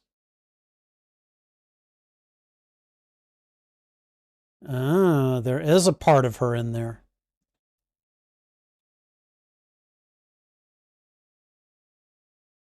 So part of Ilea is in there.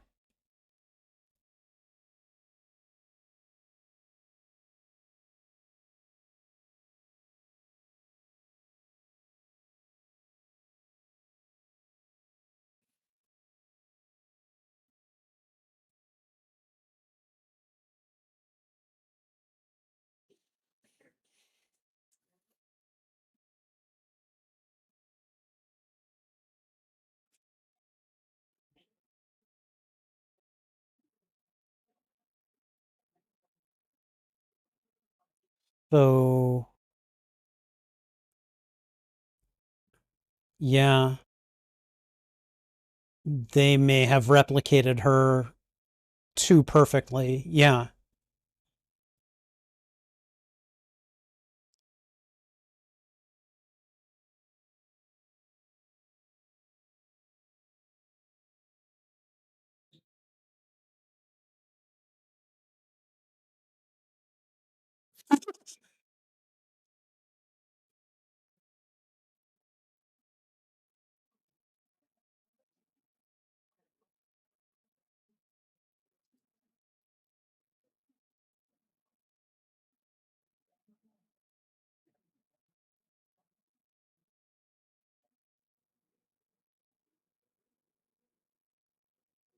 Decker's like, okay, I guess I'm in for a penny, in for a pound.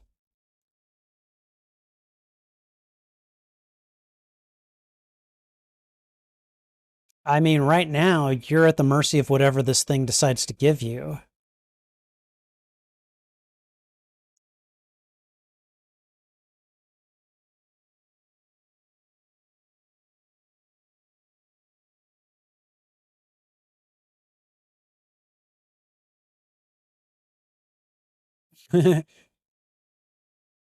Would have been cool if they would have digitally put the NX01 over there. That would be, I mean, that would be revisionist, but it would be cool.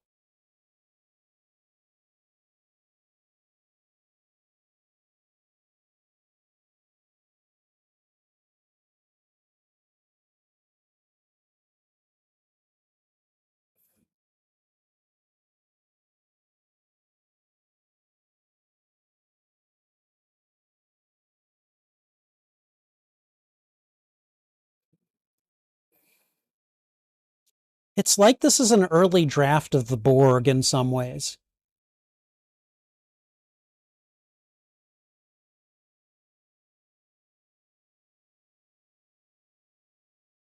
Hmm. I will say this for Persis Kambata. She had some really nice legs.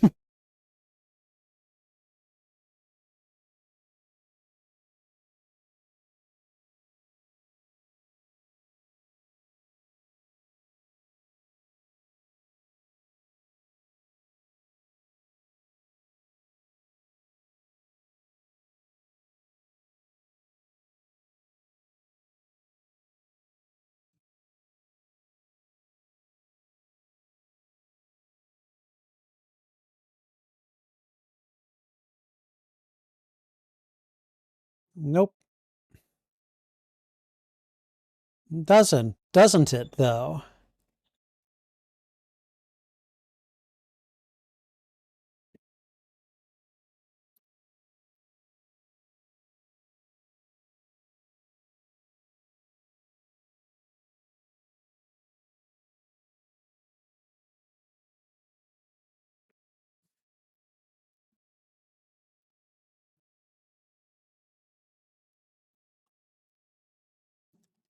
So it wants to absorb them.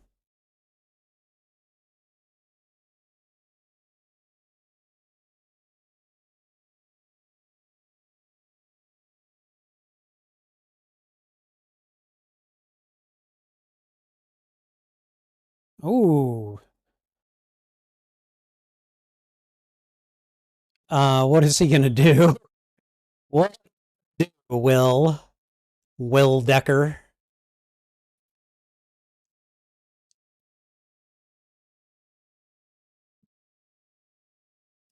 Spock. You saucy little minx, what are you doing? Why are you sneaking up on this person?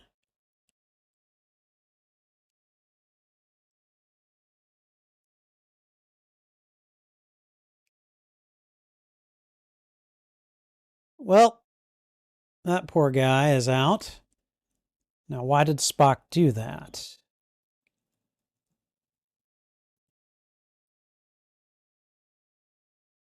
Is that Chapel? That is Nurse Chapel. I'm sorry, Dr. Chapel now.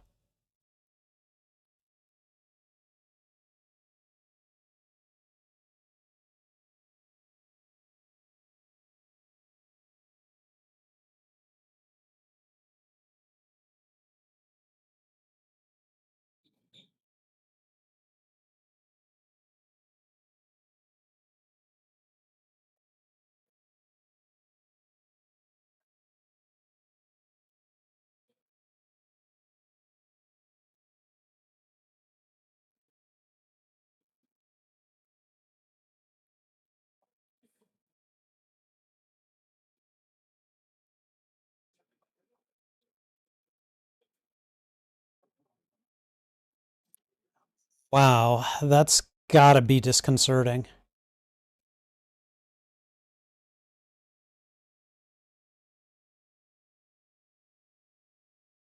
Is it though?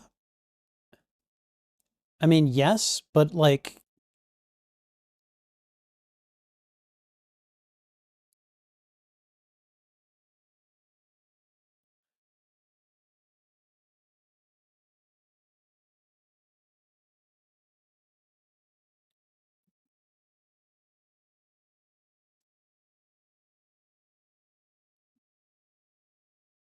ooh,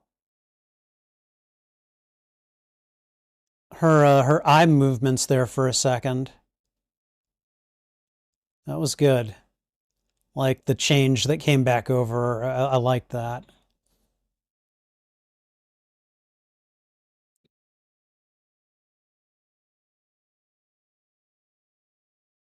Oh God.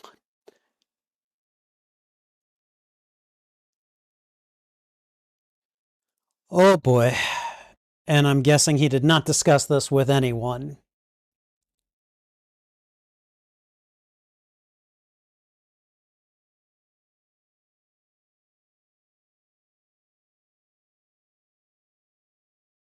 Sure. You know what? Go for it, dude.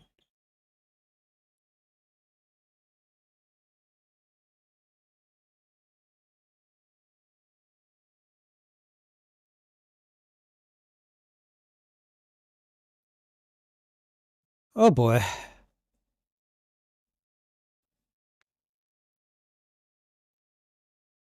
Oh, and there's a crewman who's been knocked out.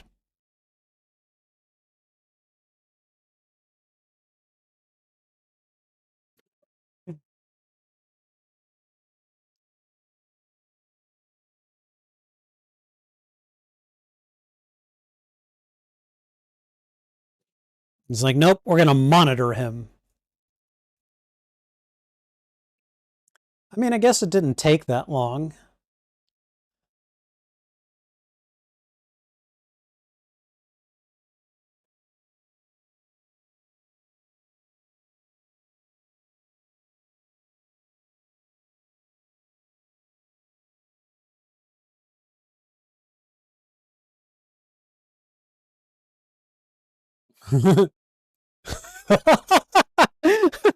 I'm sorry, but that just looked funny.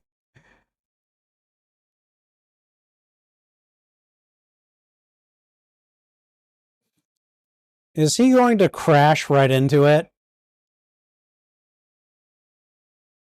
Oh, okay, he made it through.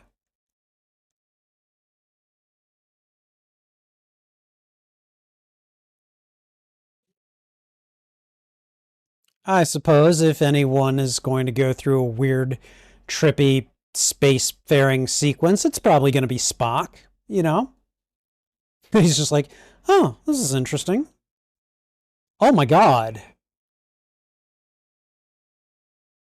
He just abandoned his thruster unit.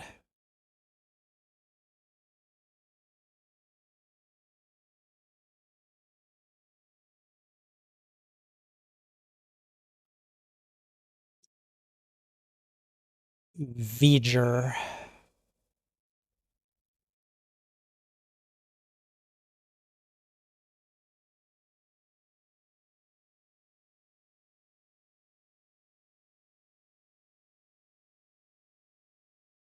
Of course, I have no way of actually knowing that. For all I know, it could be the powering unit for its replicator system. We have no clue.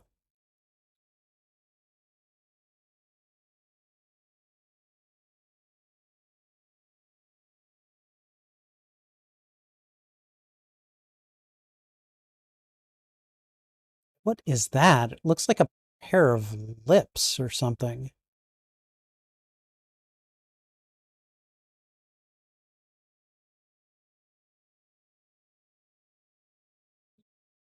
I hope Enterprise is getting all of this.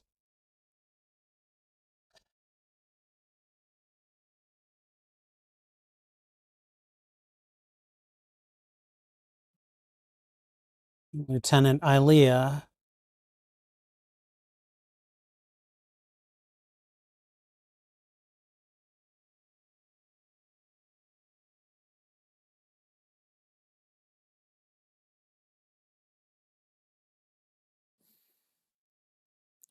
Oh, something tells me that's a terrible idea, Spock. I don't think that's a good idea at all.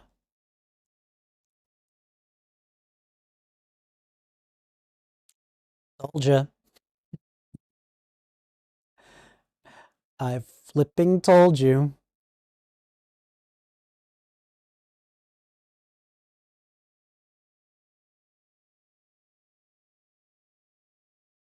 So he got spat back through the aperture.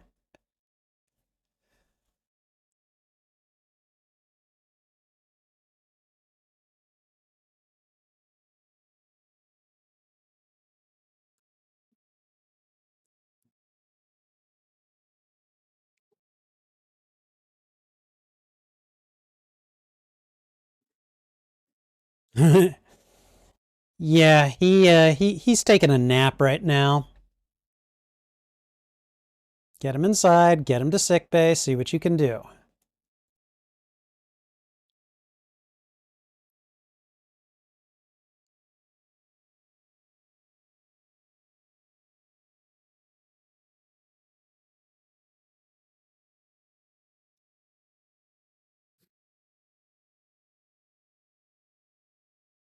You think?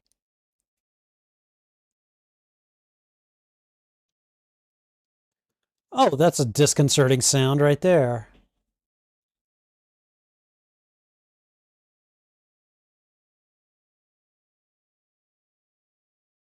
Yeah, I think you should have.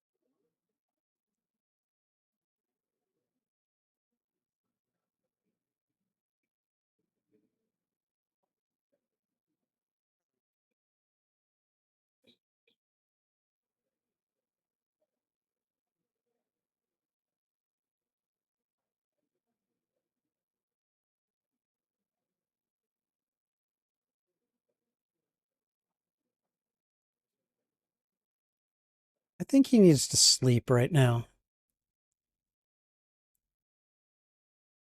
His brain is probably shot. I'm not sure he wants to say much.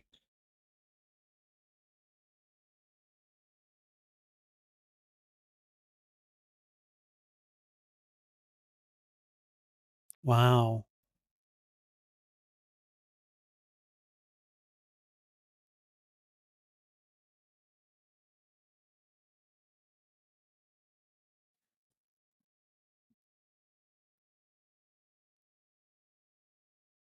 Mm,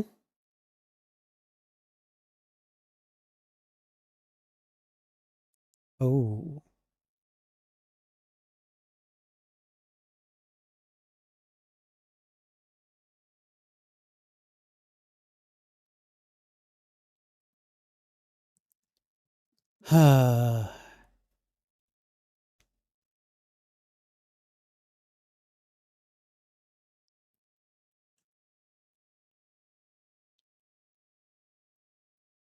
Dissipating?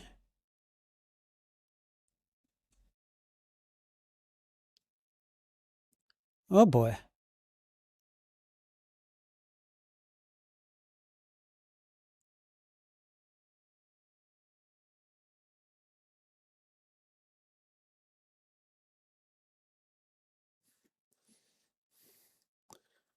So a simple act of friendship and Vger can't understand it. What is that?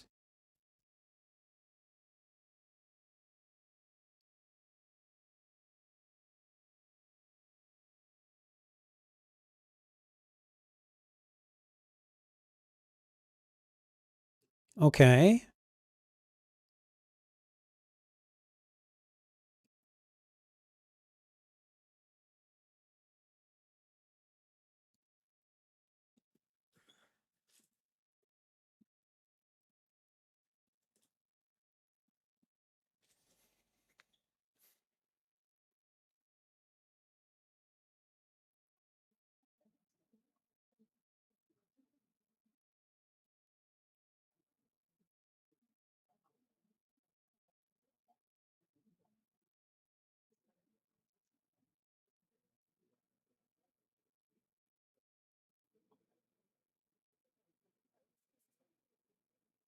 Yeah.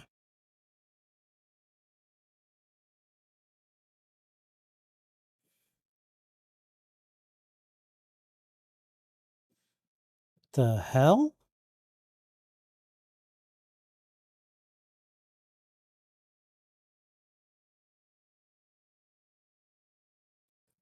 That's one hell of a response.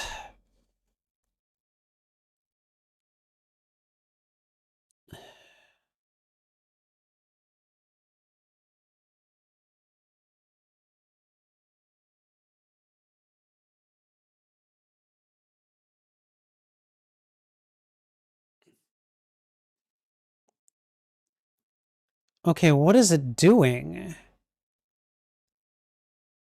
It doesn't appear to be attacking anything.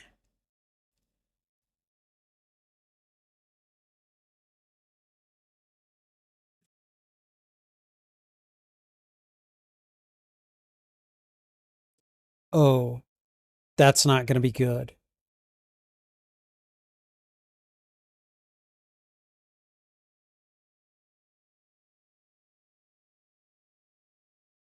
Oh boy.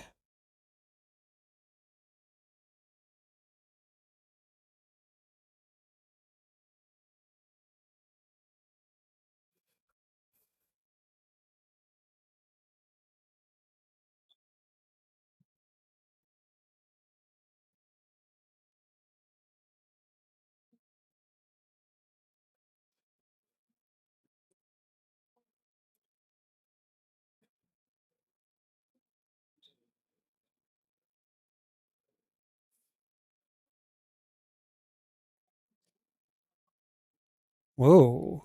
Really?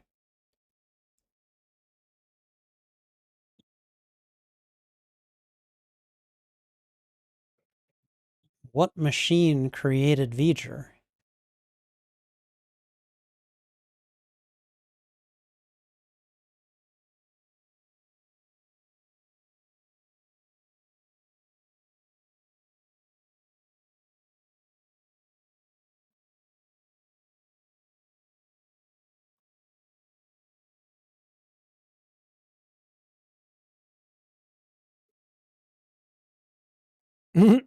A child?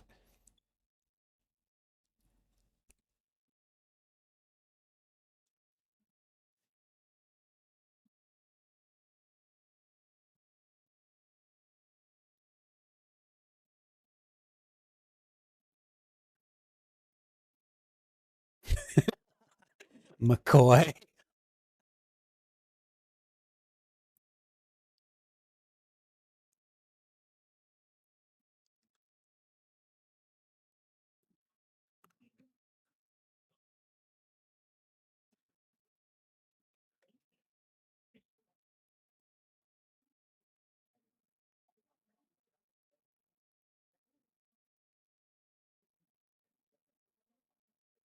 Ooh. Nope.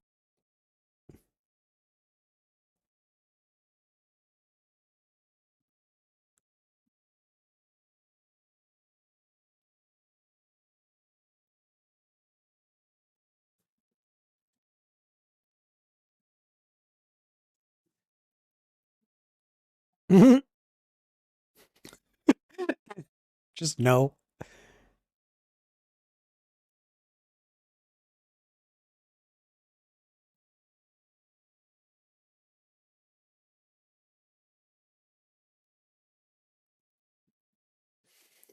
Is the child having a temper tantrum now? Yep.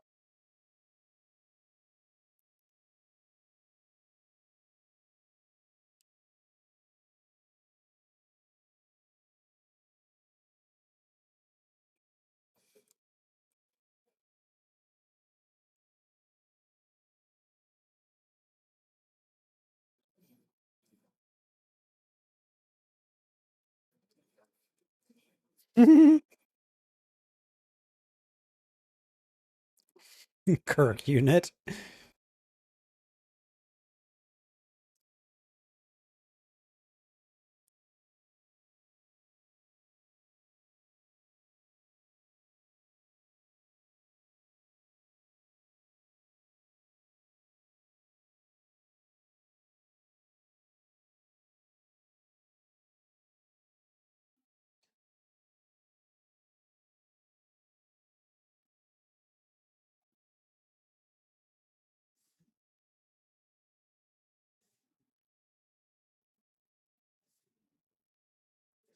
Mm-hmm. Yes, it does.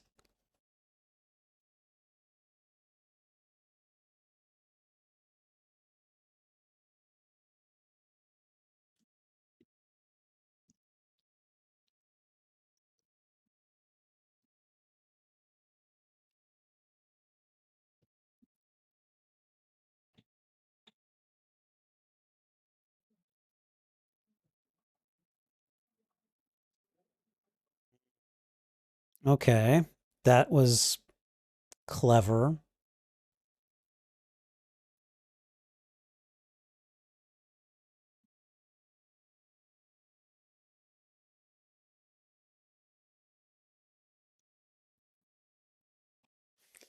It's like, okay, we'll give you the answer, but you gotta let us go there. We gotta go to the brain, essentially.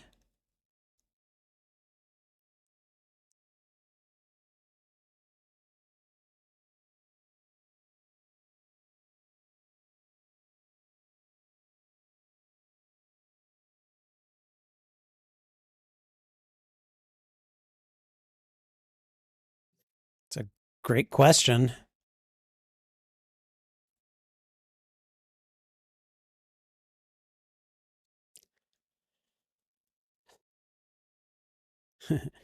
Get back on the bridge, all of you.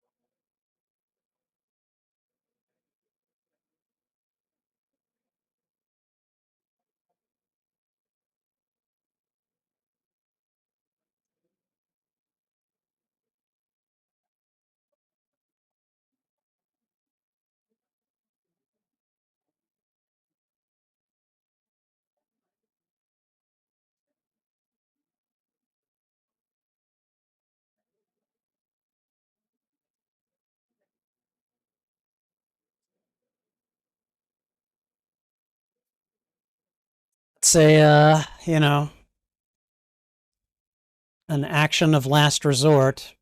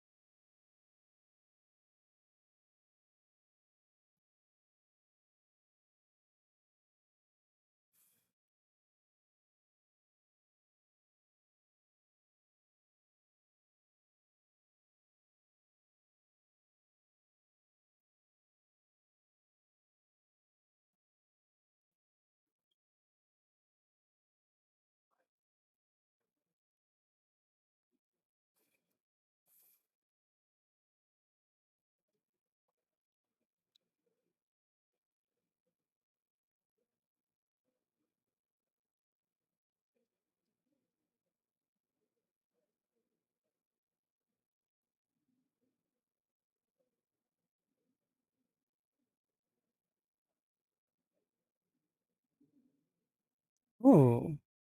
Are you crying, Mr. Spock?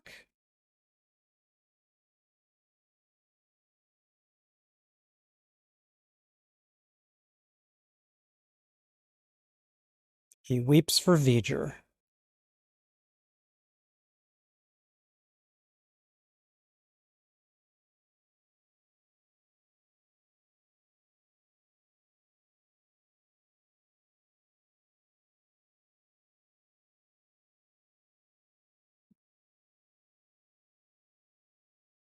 Not alone. No, they're not.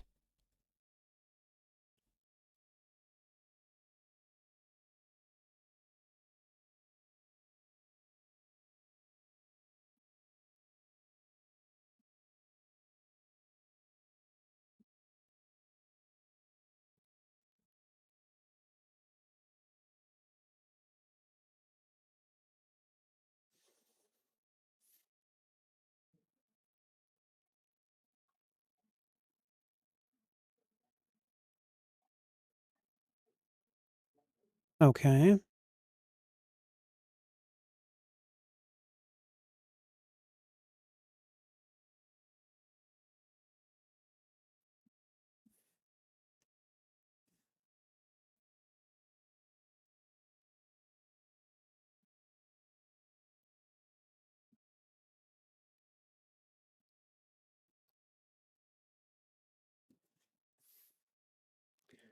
Is this it?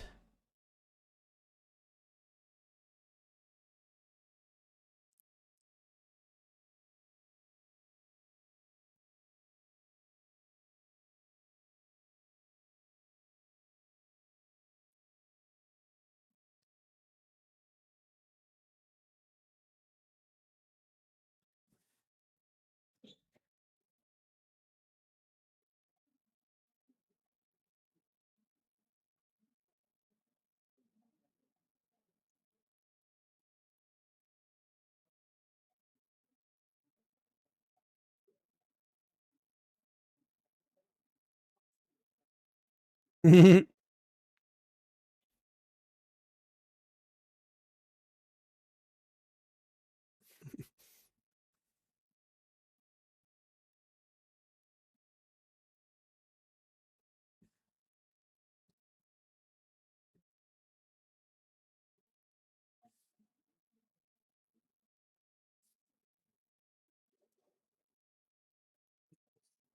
was a nice move on his part, and really one that he should have done. It's like, yeah, I took your ship from you. I really should at least give you enough respect to let you come on this away mission with me.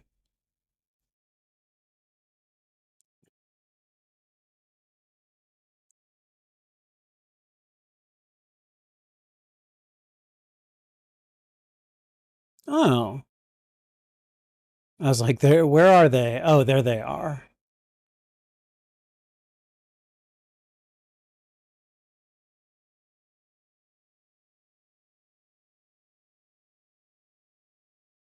I mean, this has got to be hazardous to walk.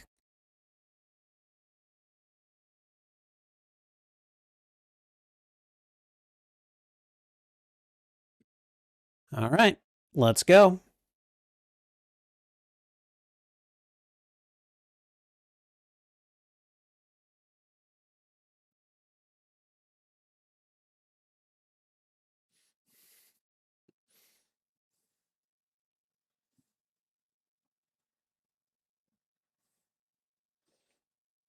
If they all got on overcoats, I mean, I guess unless it's cold out, I'm just like, what's the point? But, if it's cold out, I get it.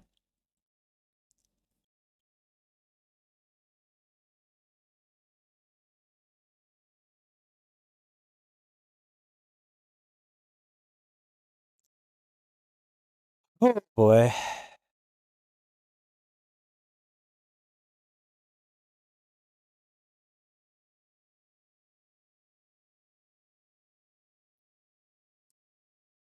Well, let's go talk to it. Come on.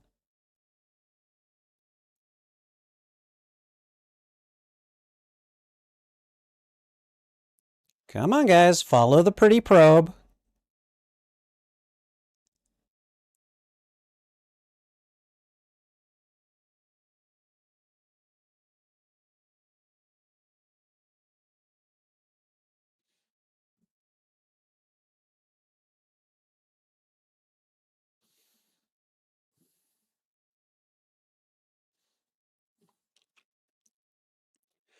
I remember the first time I found this out, I was just very like, really? I mean, I guess that's a pretty cool link to Earth's, you know, current space history, but I don't know. I still somehow felt let down by it.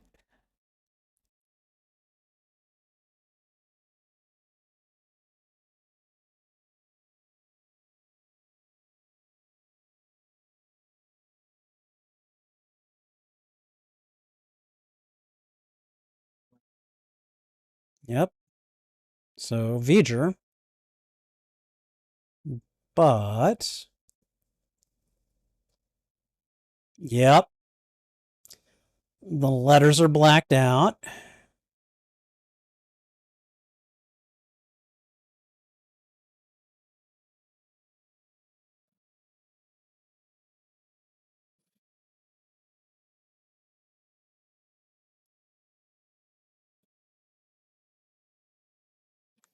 Yep. And now it's all powerful and it wants answers.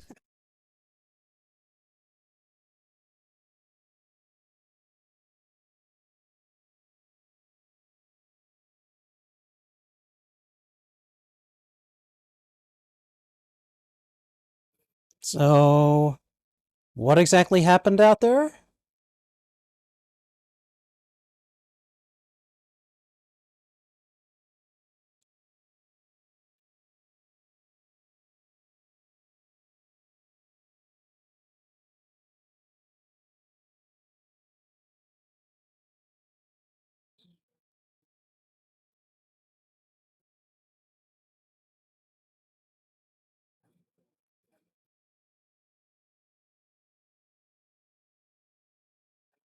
Hmm.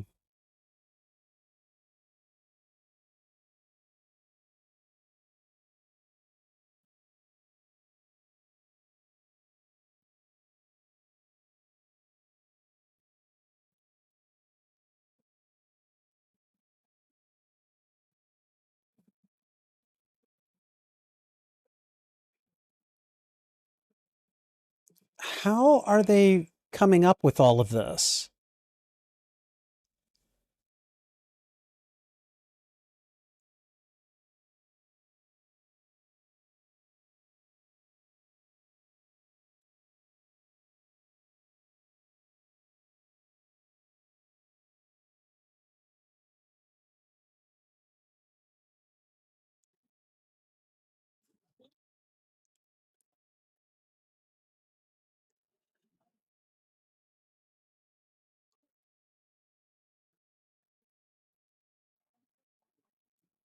Oh boy.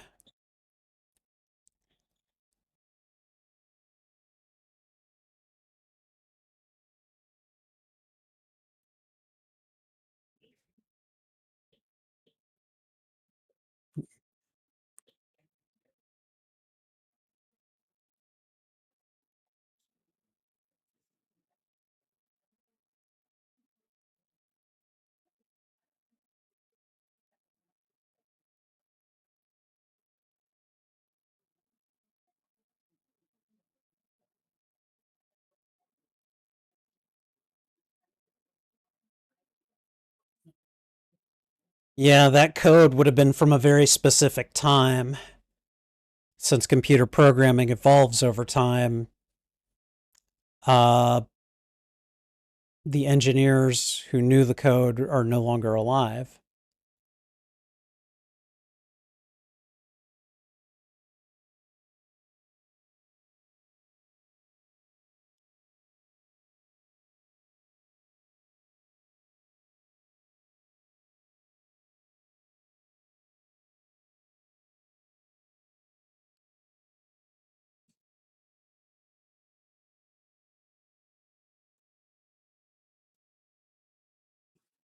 It's like we may be flawed, but we originated you.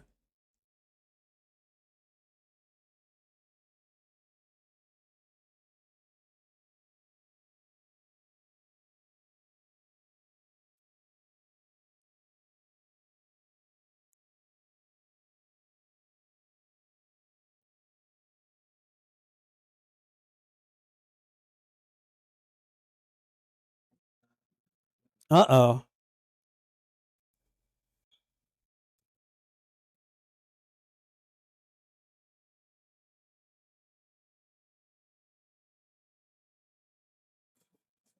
Why not?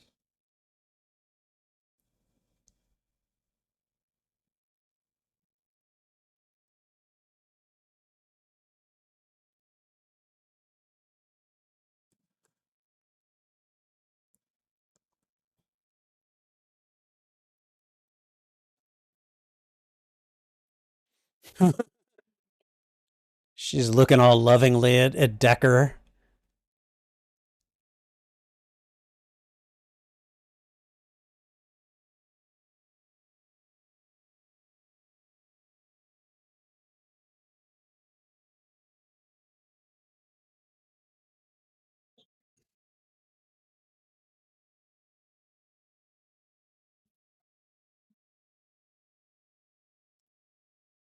Oh, well, something's busted.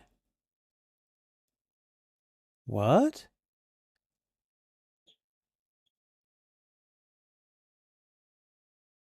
Why?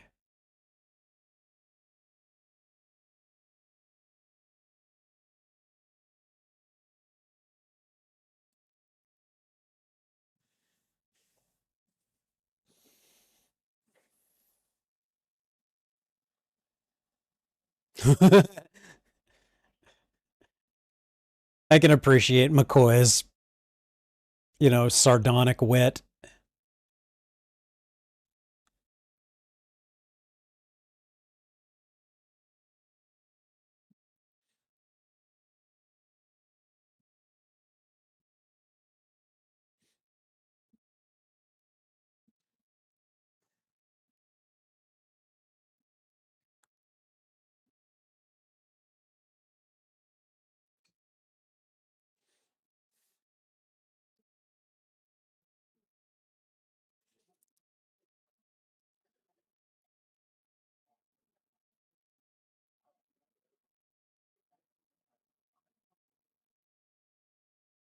Ooh.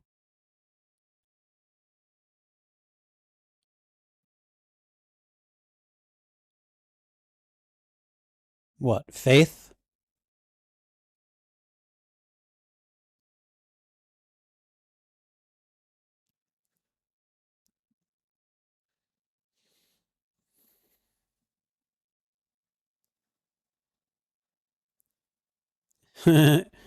Decker's getting ideas. Oh, don't even try it.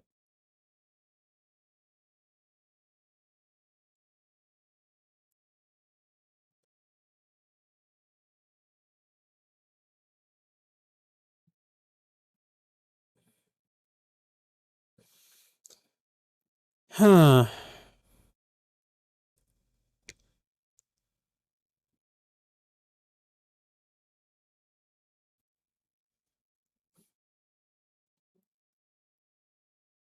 That wasn't it. That was a good way to kind of call him. Be like, you wanted the Enterprise, I want this just as much.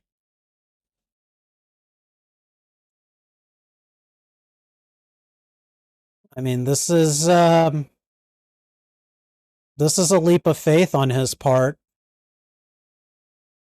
You could argue that there's nothing more human than that.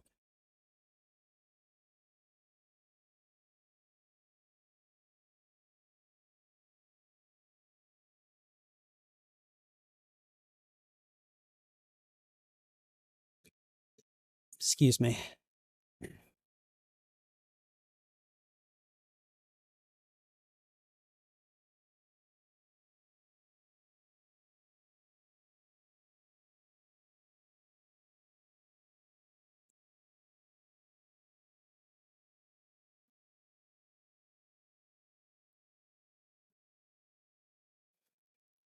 So I suppose in their way, Decker and Ilea get to be together. Kind of.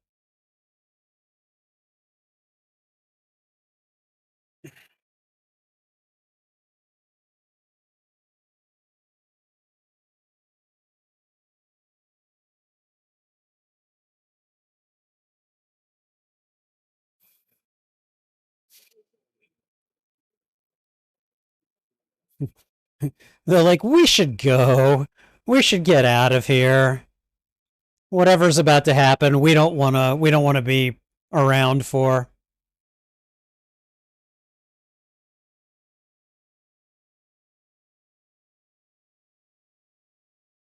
There's some sort of fireworks you don't want to see up close.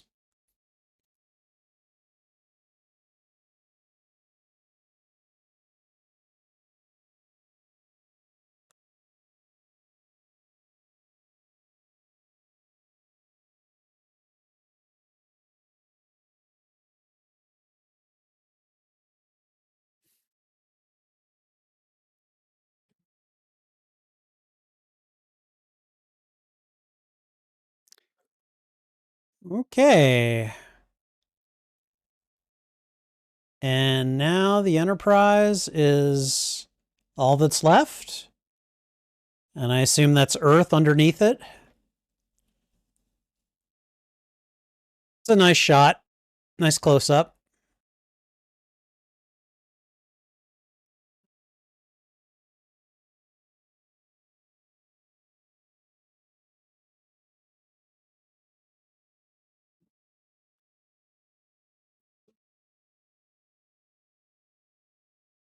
Yeah.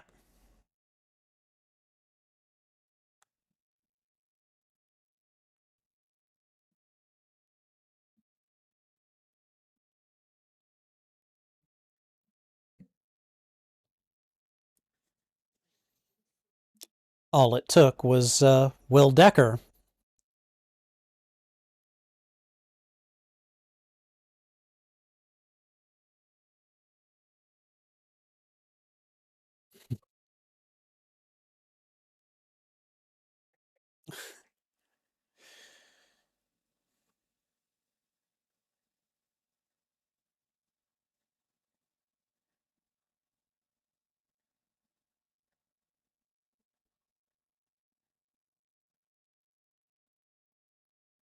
What are they then?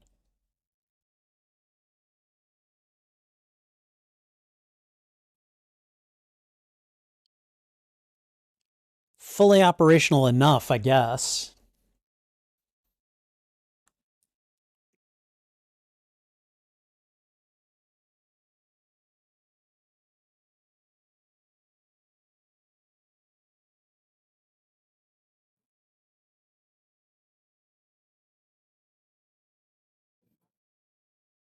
Don't go creating any wormholes.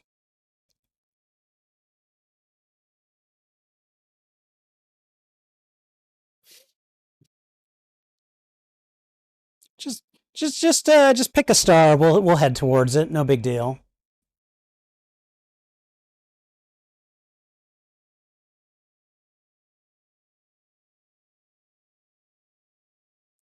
Look at this. We're even getting a nice shot of the underside.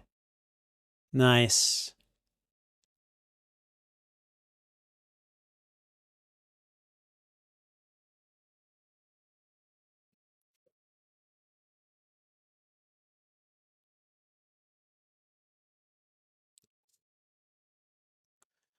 Okay, and that feels like the end.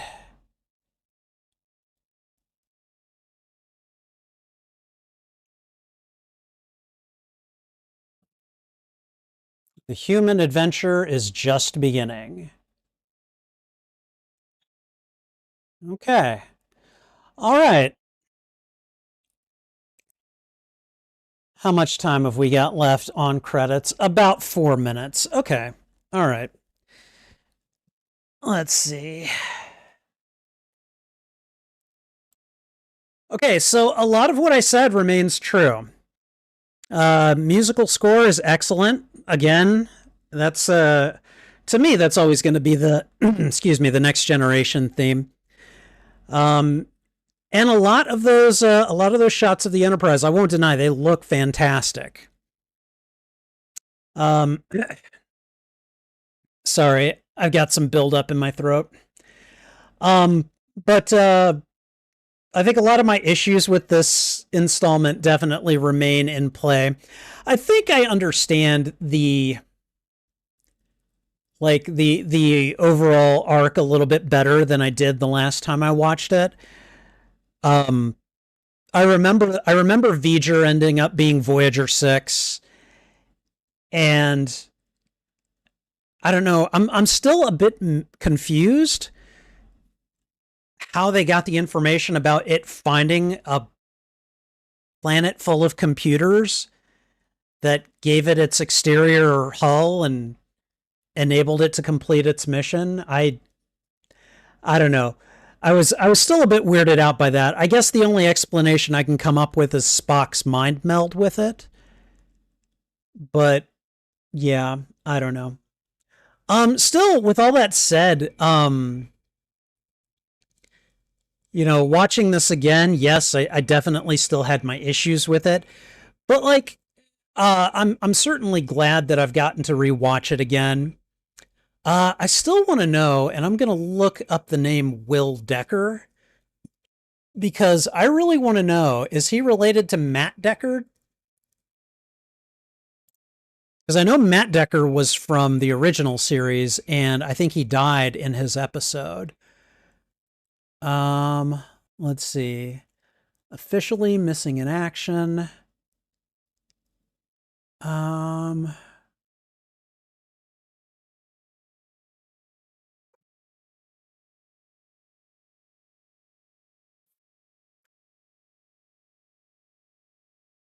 See, I don't see anything that tells me that this guy is related to Matt Decker. Okay, as Matthew Decker's son. Ah, okay, so he is. Okay, despite Will Decker having the same surname as Commodore Matt Decker, there is no on-screen evidence indicating that any familiar relationship between them. Oh. They brought the title card up during the credits, and it's staying still behind the rest of the credits as they roll. That's pretty cool. Early indications of Decker's heritage appeared in the reference guide Star Trek Phase 2, The Lost series, which stated that Will Decker descends from numerous other Starfleet officers, some of whom are of flag rank.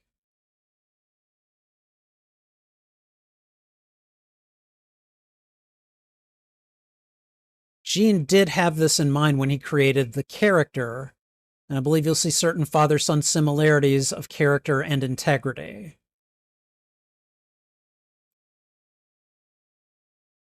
Okay, all right. So, I don't know. That was kind of cool to look up. For Bob. I don't know who Bob is, but thank you, Bob. All right, and there we go. We've got the Paramount logo.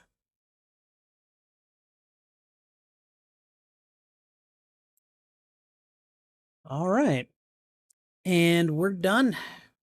We are done. Okay. All right. So, as for the official review, okay. I think I said a lot of it during the credits, but whatever. Okay, so that was Star Trek, the motion picture. Again, I understand why we get what I consider to be some of the flaws that we get in this movie. At the time that the movie was made, they definitely weren't. They were definitely homages for the diehard Star Trek fans who had been waiting 10 years to see their heroes back in some form. In this case, on the big screen. So if you're taking, excuse me, if you're taking, pardon me, if you're taking a TV series that has been off the air for 10 years and you're finally giving it the motion picture treatment, you're probably going to linger on some of the shots and you're probably going to linger on some of the things that are going on. You want to kind of lay out the red carpet in terms of atmosphere. And I get that. I do. It's just that filmmaking has definitely evolved between now and then, and I think audience attention spans have definitely evolved since then. I feel like films are better paced nowadays, at least on the whole. And and this is a product of its time. I also think that, looking at it now, it's just too long. This is a movie that could have easily had a good 20 to 30 minutes cut from it, and I don't think we would have missed anything.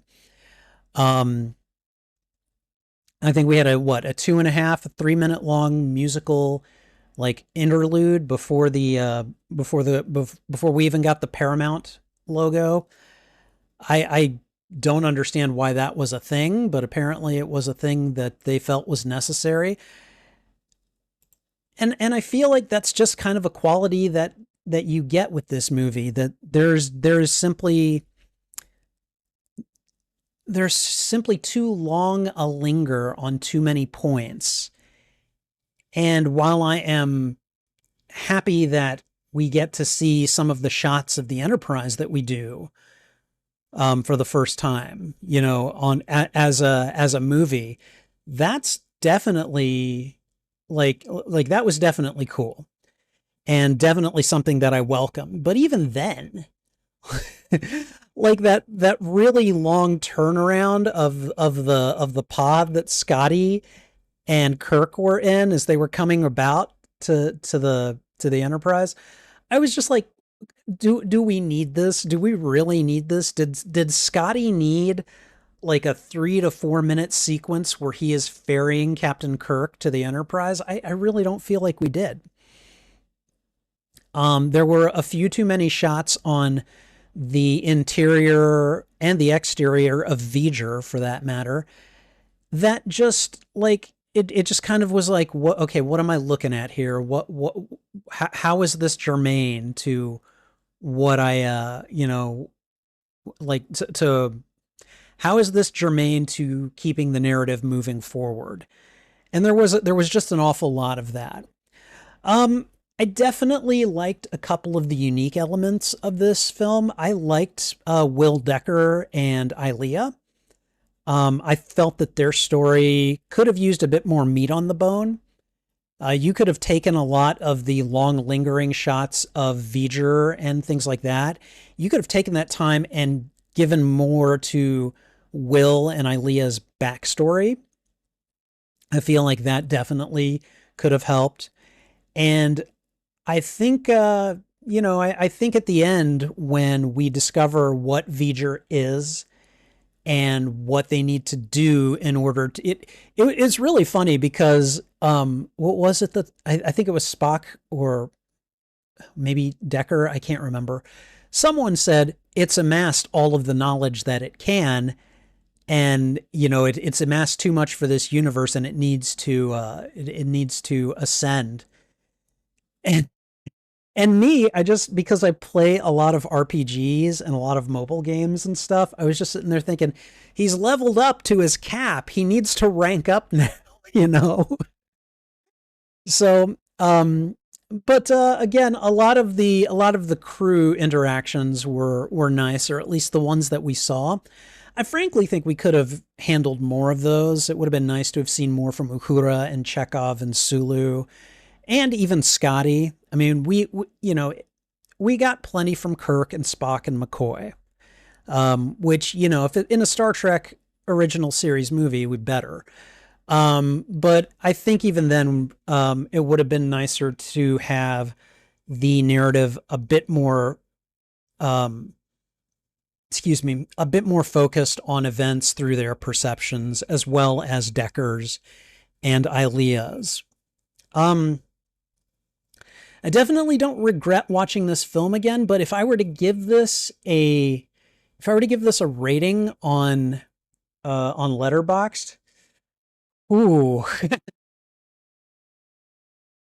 I have to admit I would probably give this a 2.5 stars. Like like I definitely, it's got its issues, and I've said what they are. Um, I think this is a film that, you know, for its time, it worked okay. Might have gotten 3 back in the day, but this one I think gets 2.5. Like I want to like this film, and there are parts of it that I do, but overall, I'm just like, this is just a little too slowly paced. It is. It takes a little too long to get to the central premise of the film and to explain itself. And yeah, so 2.5 stars. I love it because it's a Star Trek film, but I don't know that I like it all that much. So, anyways, with that said, I certainly am glad that I did this rewatch of Star Trek: The Motion Picture, and hopefully you are as well. Thank you for watching this reaction. If you enjoyed it, please go ahead and thwip the like button, and if you haven't already, consider subscribing as well. Also, consider sharing this out to your friends, your family, your followers, anyone that you think would enjoy my reaction to these media. In this case, Star Trek lovers. What'd you think of this movie? Did you like it? Did you dislike it? Let me know why in the comments. I would love to have a conversation with you about this film. You can find the full and unedited live stream of these reactions on my YouTube channel. There is a master playlist of all movies that I've watched and reacted to, and I'm dividing them up into smaller playlists by genre. You can find Star Trek: The Motion Picture in the science fiction and adventure folders, as well as the tagged folder that I would have made for Star Trek movies as well. Whichever of those playlists you go looking for. Wow, brain does not want to work today. Whichever of those playlists you go looking for, you can find them on my YouTube channel under the category Watch Party.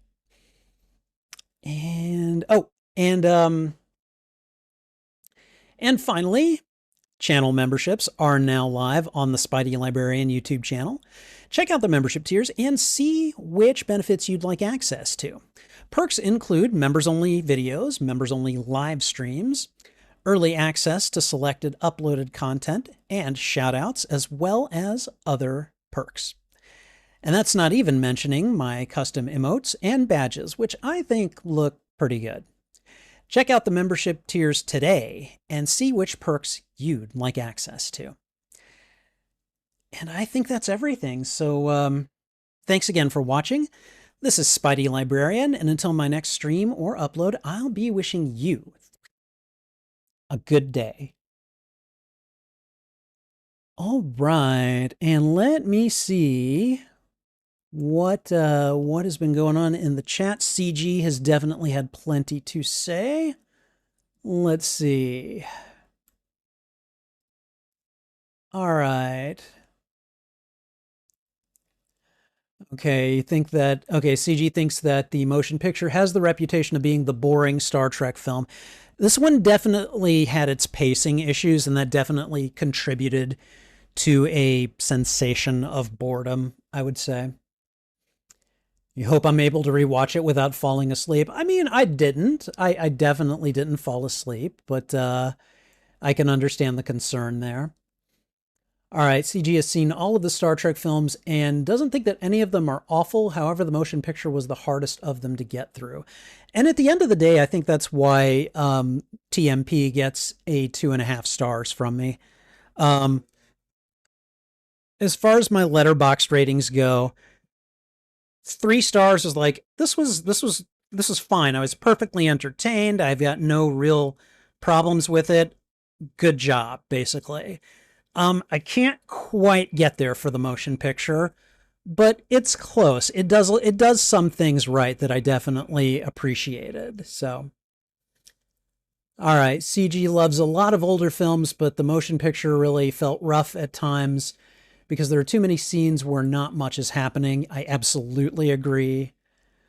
CG thinks that the cast is really good, especially Leonard Nimoy. Yes. I mean, like, shout out to Leonard Nimoy. You know, dude is an amazing Spock and really a pretty, like just a pretty good presence in general. I've watched 1 or 2 things that he's narrated, and he does an excellent job. So, all right. He thinks that they deserved a more exciting first film. Thankfully, things got a lot better in the second film. Yes, I agree. On a story level, Into Darkness is the Star Trek film that CG feels the most bothered by because it feels like an underwhelming remake of Wrath of Khan. However, it's paced better than the motion picture. That's a good point, actually. Jesus, and if I think about it, Into Darkness, God, I think I may have to rethink my rating then, because Into Darkness would probably get 2.5 stars from me, which means that this one would probably get 2 stars. Oh, it hurts to say it, but like, yeah, I think I would agree with you, CG. If motion picture was about 40 minutes shorter, I think that it would be a solid film. I think you're right. However, I think the filter, or you think the filler brings it down. Yeah. I think The Final Frontier is considered to be the worst of the films that have the original cast. However, I think that Final Frontier has a few really good character moments. I would agree. He hopes that rewatching the motion picture isn't too bad of an experience. He hopes that the film's good qualities make the rewatch somewhat enjoyable. I mean, like, every time Dr. McCoy spoke, I was like, oh yeah, there's that snark that only DeForest Kelley can bring, which is not true. I mean, like, Carl Urban has done a pretty good job as well, but you know, like that little bit of Southern snark, DeForest Kelley was really good at that. Thinks that editing motion picture down would greatly improve it. I would agree. The Voyage Home is the first Star Trek film that CG saw. He thinks that it was a better introduction to Star Trek than the motion picture would have been for him. Yeah, I would say that that's not a bad intro, like, as far as intros go. Man, yeah, I'd need to think about that one. Motion picture is the second of the first Star Trek films that CG saw. It felt pretty underwhelming, so he felt unsure if the other films would be for him. Thankfully, Wrath of Khan won him over. Yeah, Wrath of Khan is. Yes. Motion picture is a film that CG doesn't feel super angry towards or anything. He likes the cast and the characters. He just wished that it didn't have so much filler. Again, I would agree with you. The film isn't terrible, but it's way too long for the type of film that it is. There isn't enough story to justify being over 2 hours long. I think I would also agree. Seems like we both agree about the film, and I think that you agree with my rating for the film. Which one? Of course, there is one other Star Trek film that I have rated on Letterboxd, and if that's the case, I would have to revise my ranking for that one quite a bit too. I'm talking, of course, about Section 31. And well, hold on, I'm going to take a second and go over to Letterboxd, because I think I was trying to be pretty generous with that one and give it a I think I gave it 3 stars. And if I did, that's going to have to be revised quite a bit. I gave it 2.5 stars, which means that I would probably give it 2 to 1.5 when I'm rethinking all of my ratings for Star Trek films. So yeah, that's you know, I mean, CG, I liked sections of Section 31.